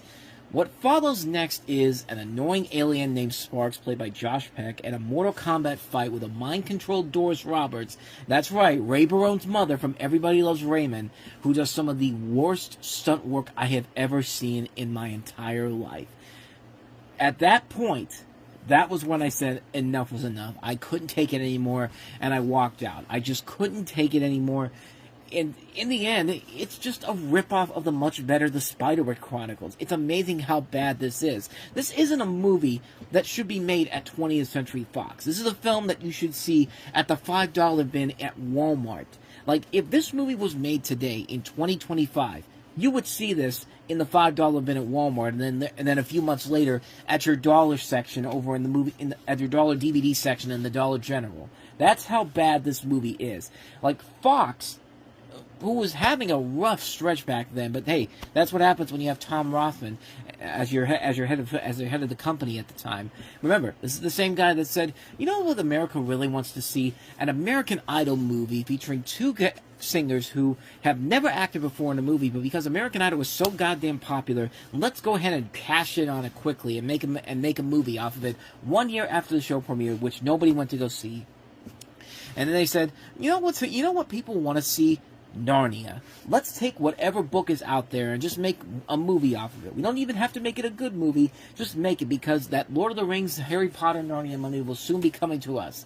And This is also the same man who hates the X-Men, but loves Wolverine so much to give him a terrible spin-off movie in this very same summer. And the summer before this had the balls to come out and tell all the internet critics to go F themselves because they never gave him the reviews for the movies that he wanted them to.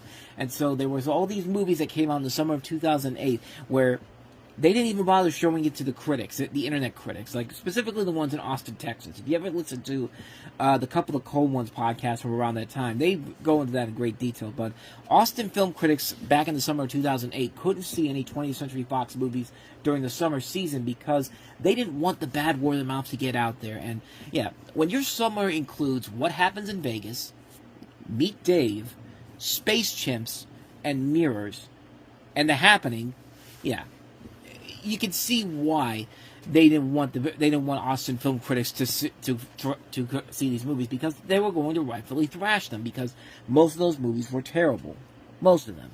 I'm still doing time about the movies in 2008 at this time, so we'll be getting to those movies over on that show eventually. But back to this movie here, like, I cannot believe that somebody at Fox greenlit this and said, "This is what we need to see. This was what we really need to see with this movie. This is what we really want to put out in theaters, and it'll be a big hit." And spoiler alert, it wasn't. It was a massive flop. It got completely overshadowed by G-Force, which is a slightly better movie, but again, not that much. I mean, this is a film that is absolutely terrible, and I remember walking out of it being so mad of it. I went to get my money back from the movie theater, and I got it back, so it wasn't a complete waste of my time, per se. This is an insultingly bad movie. It's a film that is the worst kind of a kid's movie. It's a film that panders to kids on the worst possible level, and it's one of the few movies that I've legitimately walked out of. And that tells you a lot, because I've seen so many movies in my lifetime, and for this to be one of the only 3 films I've ever walked out of in my life, that says a lot. And it made me mad that I was being forced into watching this junk. And I'm glad I never saw the end of it, because I probably would have been putting this up there even more if I had the balls to sit through the rest of this movie. But yeah, Aliens in the Attic, absolutely a horrible, horrible movie. So what are the other 2 movies that I've walked out of before?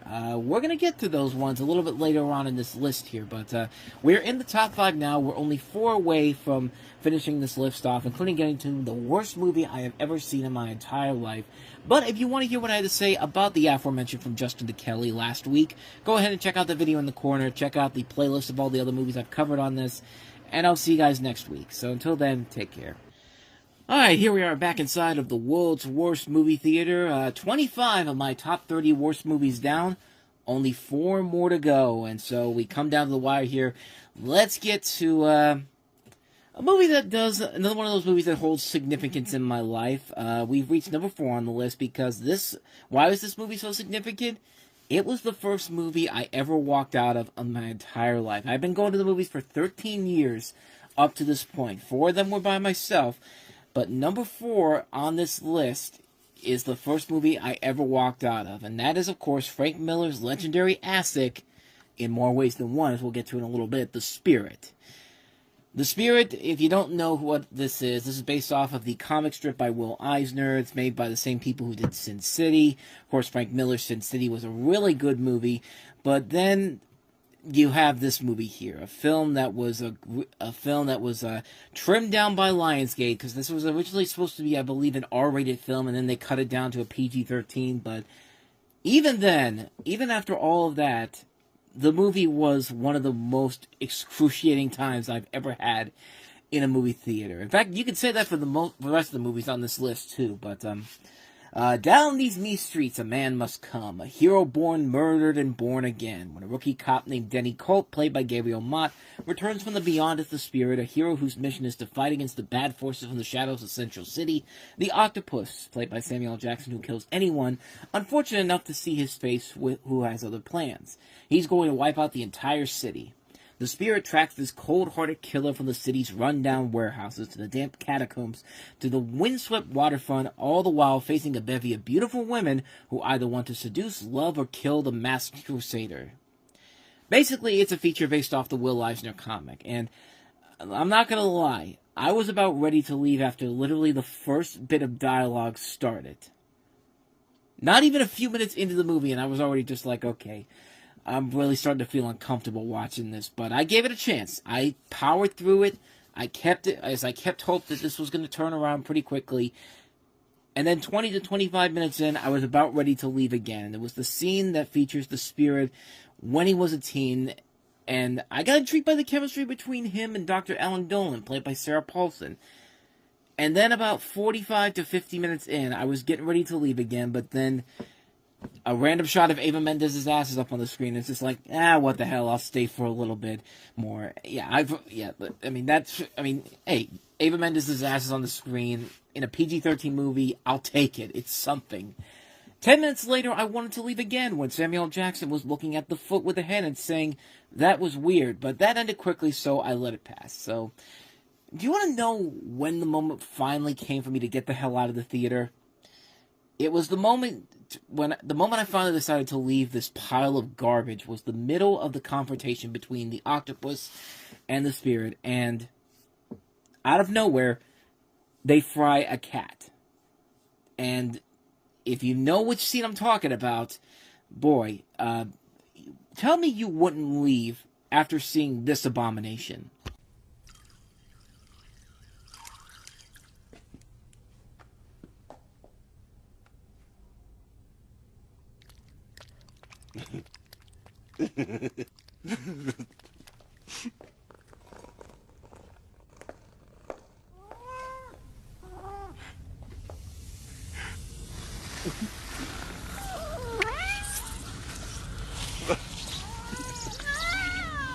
We have to have people over more often. I like this.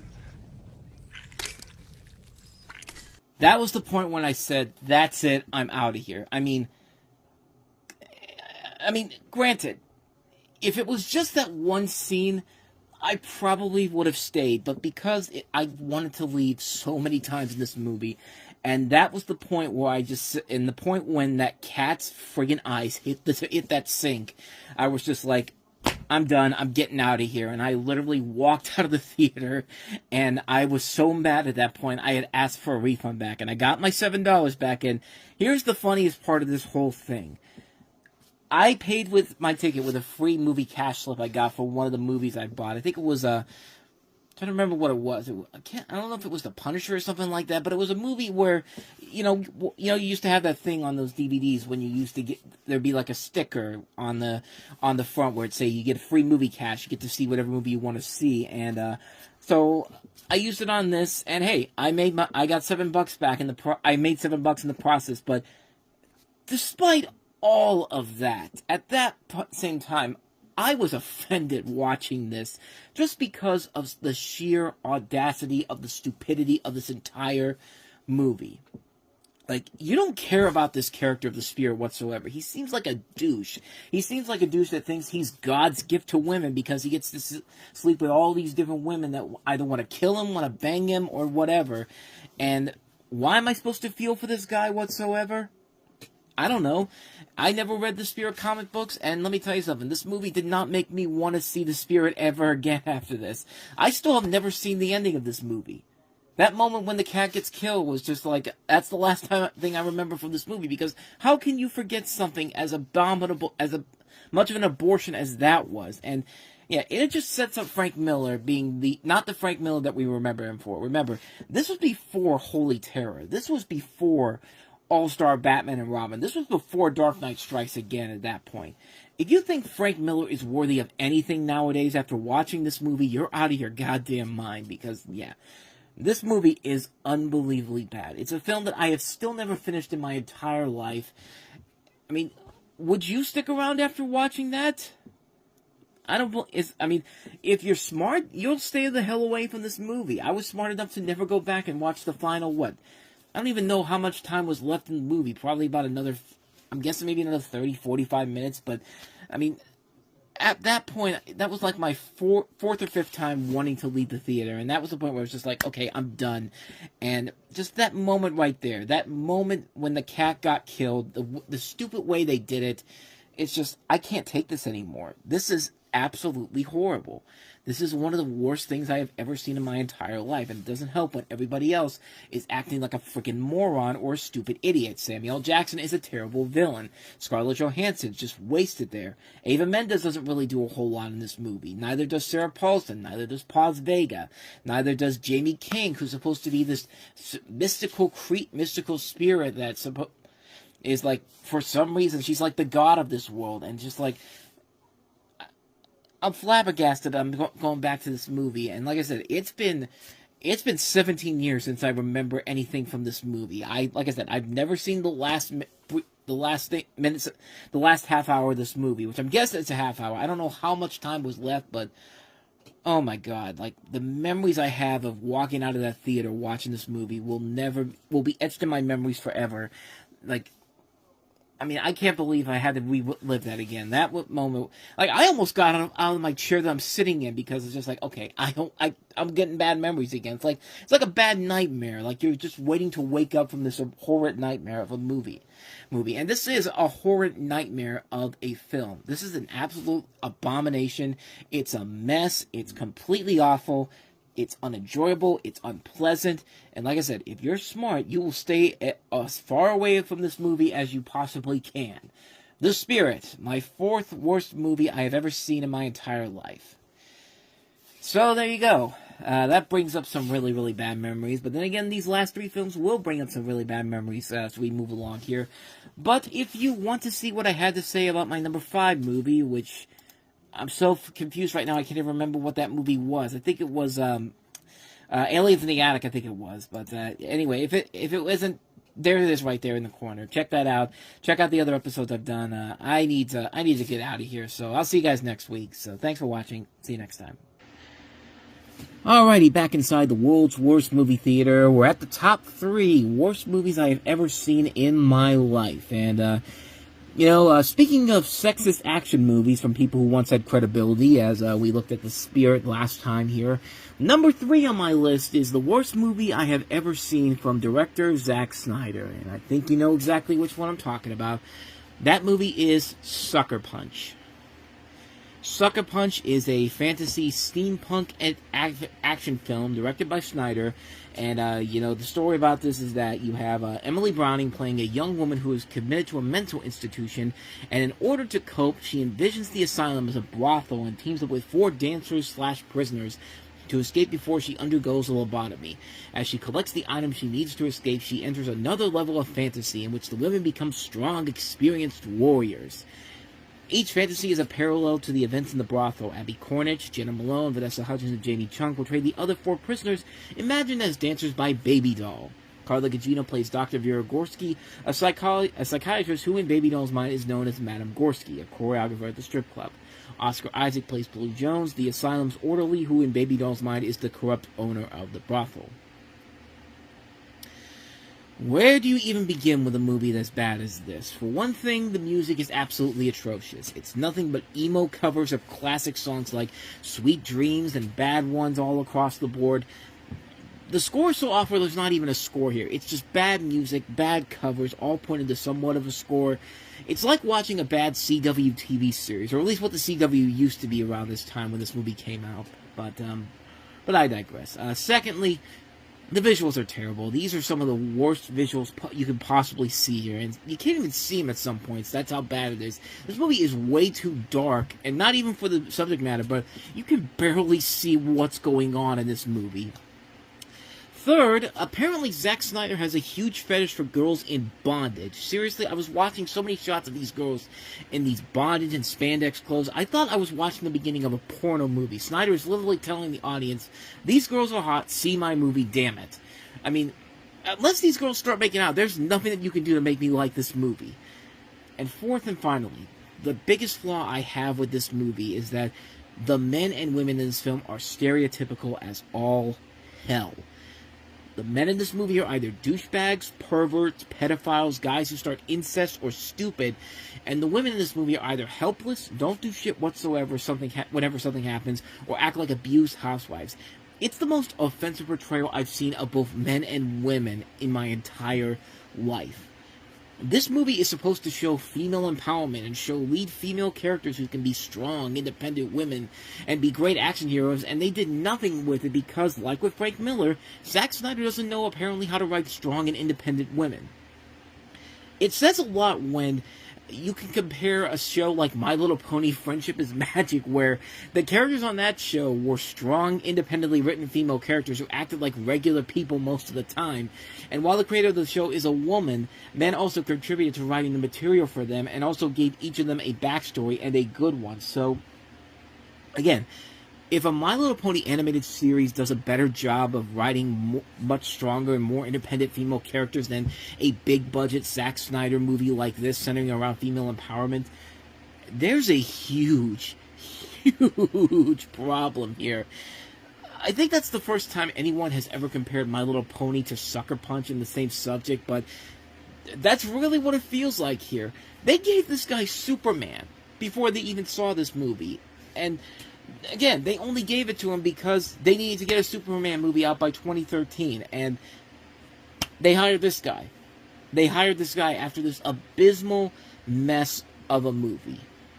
This was the movie that's the one that's kind of like the straw that broke the camel's back with Zack Snyder. I like his other movies, Dawn of the Dead, 300, Watchmen, Legend of the Guardians, but this right here is the first movie from him that I've hated. It's that awful. It's the most offensive portrayals of characters I have ever seen in my entire life. So, what could possibly, what could possibly be worse than this by Zack Snyder?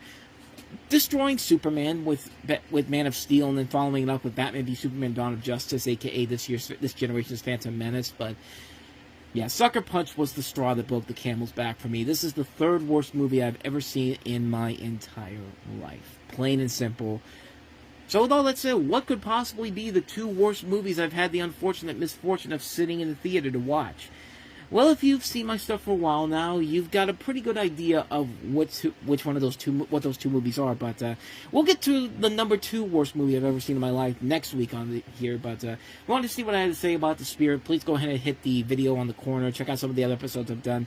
And I will see you guys next week with number 2 on my list of the worst movies I've ever seen in my entire life. Continuing on with my list of the top 30 worst movies I've ever seen in my life, we have finally made it to the final 2 movies, the 2 worst films I've ever seen, and guess what? Both of them came out the very same year. They share about as equal of a plot, but one was definitely much worse than the one I'm about to talk about here. So number 2 on the list of the worst movies I've ever seen in my entire life is the Johnny Depp Borefest that is Transcendence. In this movie, Johnny Depp plays Dr. Will Castor, who's the foremost researcher in the field of artificial intelligence, working to create a sentient machine that combines the collective intelligence of everything ever known with the full range of human emotions. His highly controversial experiences have made him famous, but they've also made him the prime target of anti-technology extremists who will do whatever it takes to stop him. However, in their attempt to destroy Will, they inadvertently become the catalyst for him to succeed to be a participant in his own transcendence. For his wife Evelyn, played by Rebecca Hall, and his best friend, played by Paul Bettany, both fellow researchers, the question is not if they can, but if they should. Their worst fears are realized as Will's thirst for knowledge evolves into a seemingly omnipresent quest for power, to what end is unknown. The only thing that is becoming terrifyingly clear is that there may be no way to stop him.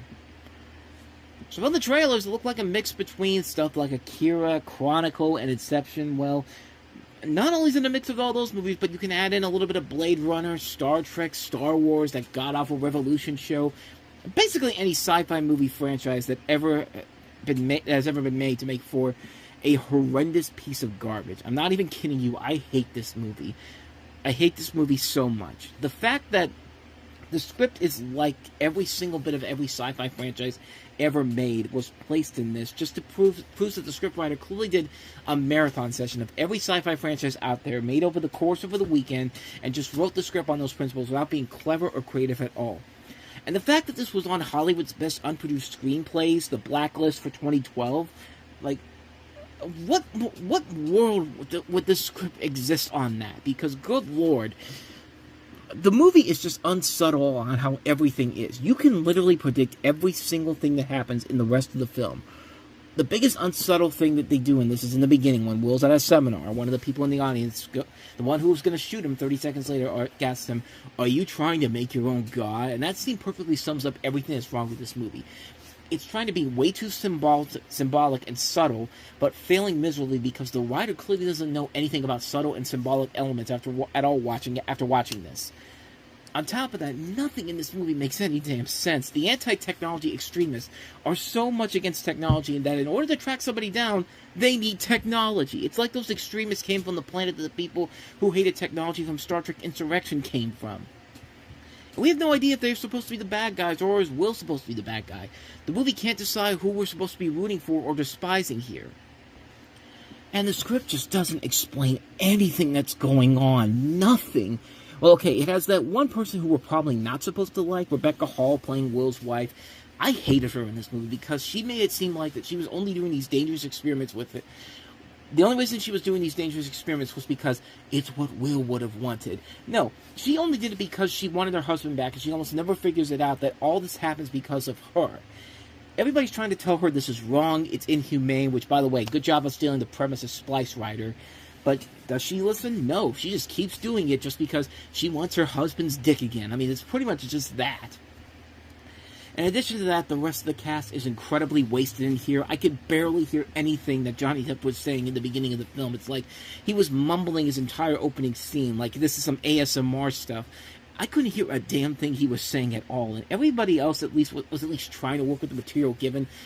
And even Depp once in the computer, but that shit with Will's wife, just not listening to anybody and showing that she's not as smart as she should have come off as, was getting on my nerves pretty damn quickly with this movie. The visuals aren't even that great. Like, you barely see the visuals in here. The only real visual effect you can see here is that, oh, Will can heal people's wounds. But even then, it's so hard to see. For a movie that cost $100 million to make, there's no indication of that money being used on screen at all. This film is a joke. I mean, it tricks you into thinking that you're in for an epic sci-fi adventure thriller, but what it gives you is a simplified script with no explanations for anything. No visual wonder, a great cast being wasted on this material, and an unpleasant movie-going experience that does absolutely nothing new or creative and just wastes your time. You cannot do a science fiction movie and not explain why all this is happening. I'm sorry, you just can't do that. Everything in science fiction needs to have an explanation. It can't just happen. I don't care if you're the 14-year-old Johnny Depp lovers who aren't going to get it. It has to be in there. This movie is a joke. This whole movie is nothing but a fucking joke on the face of anybody who was expecting a smart, slick sci-fi thriller. It's a simplified piece of bullshit that fails on every single lever and has nothing new or warning to offer. Transcendence is a fucking piece of shit. It's the second worst movie I have ever seen in my entire life. Which begs the question now of what is the worst movie I've ever had the misfortune of sitting in front of.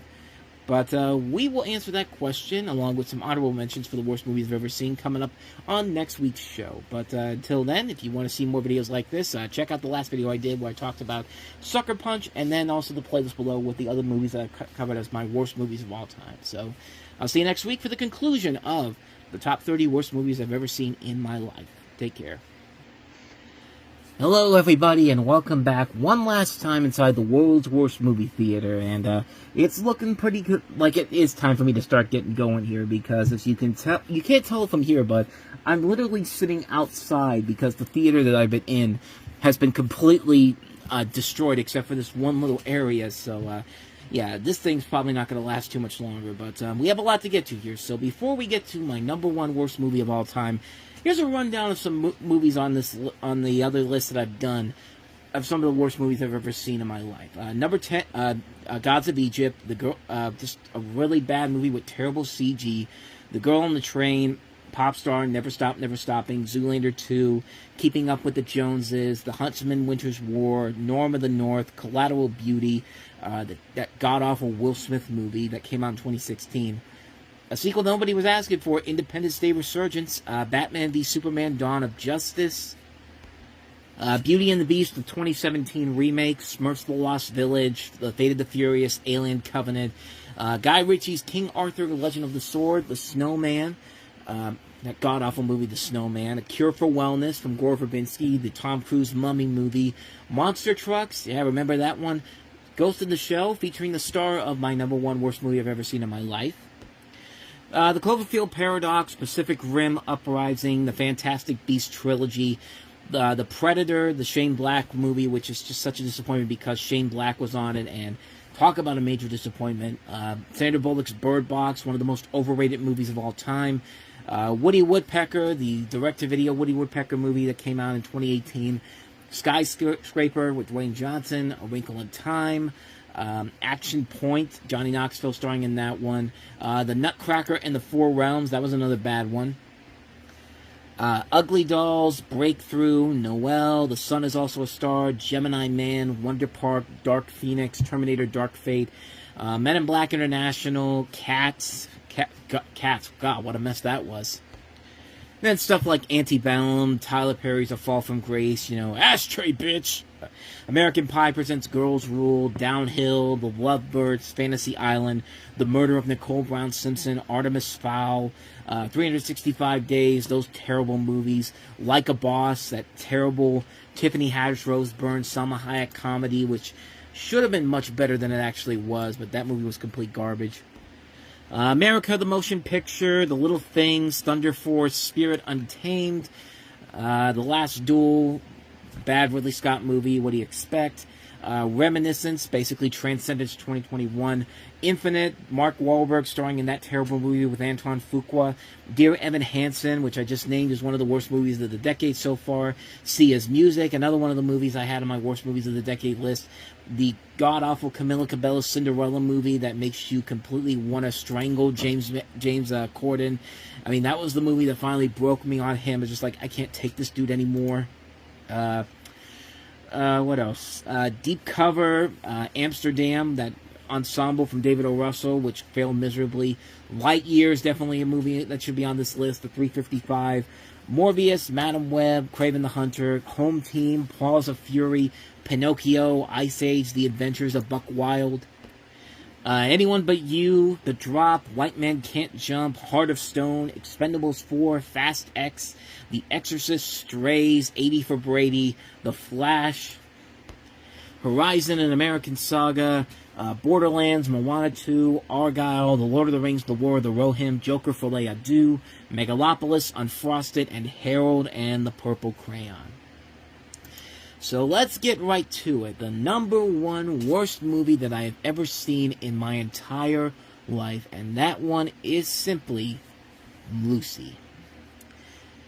From director Luc Besson, this movie that, this was a mess of a film.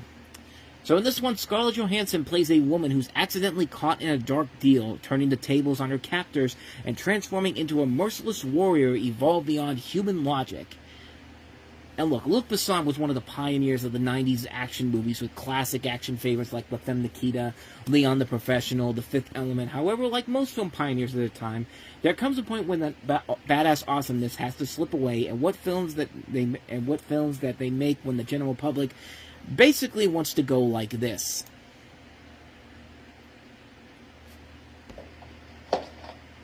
What are you doing? No, seriously, what the fuck are you doing? However, throughout this movie, people's general reactions would be more like this.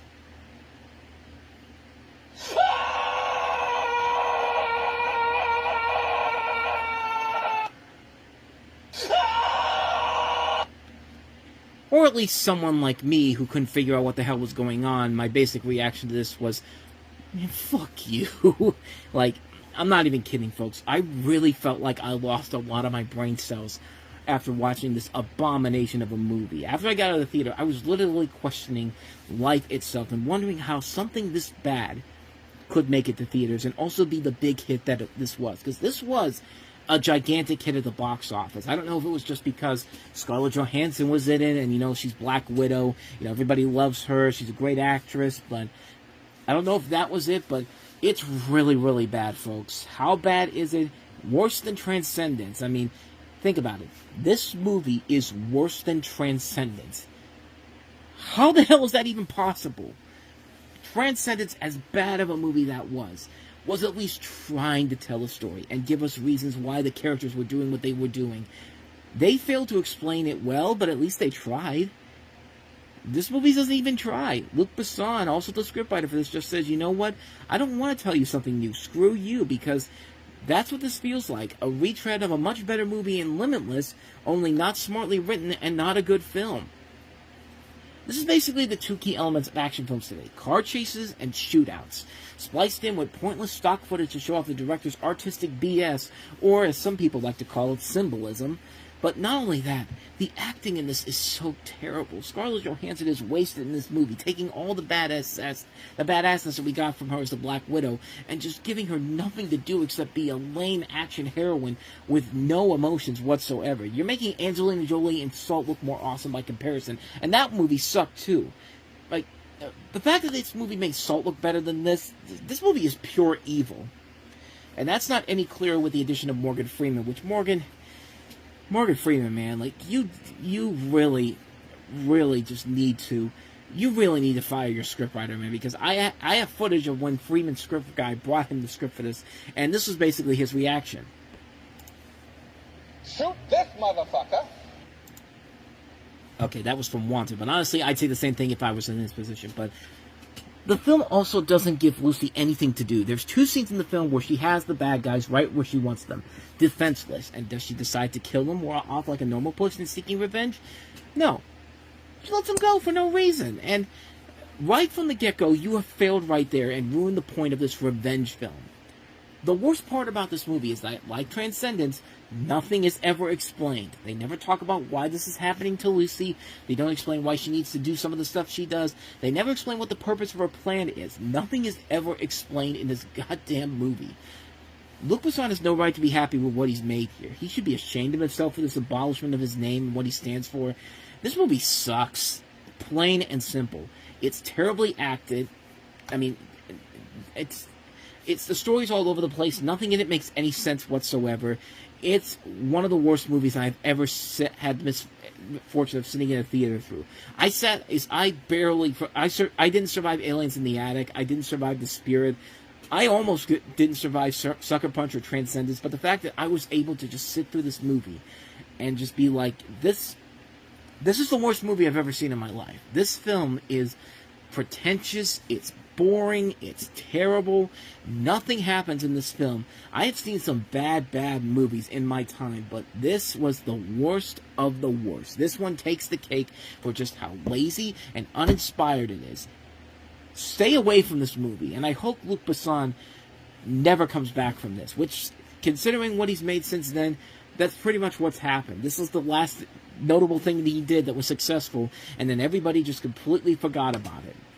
Like, he needs to seek his doom after the atrocities that he did with this film. I mean, this film is abysmal. This is, without a doubt, the worst movie I have ever seen in my entire effing life. Fuck this movie. Lucy, #1, my worst movie that I've ever seen in a movie theater. Worst movie I've ever seen in my entire life. So there you go. That's all 30 of the worst movies I've ever seen in my life. And, next time I'll be back in a place that's not about to fall apart on me. But if you want to see some of the movies that I've looked at before, check out the last review I did for Transcendence. Check out the other videos I've done. And I will see you next time for the regular format of this show. I'll discuss something and, I'm going to get out of here because this place is about to cave in on me. So I'll see you next time. Thanks for watching. I'll see you next time.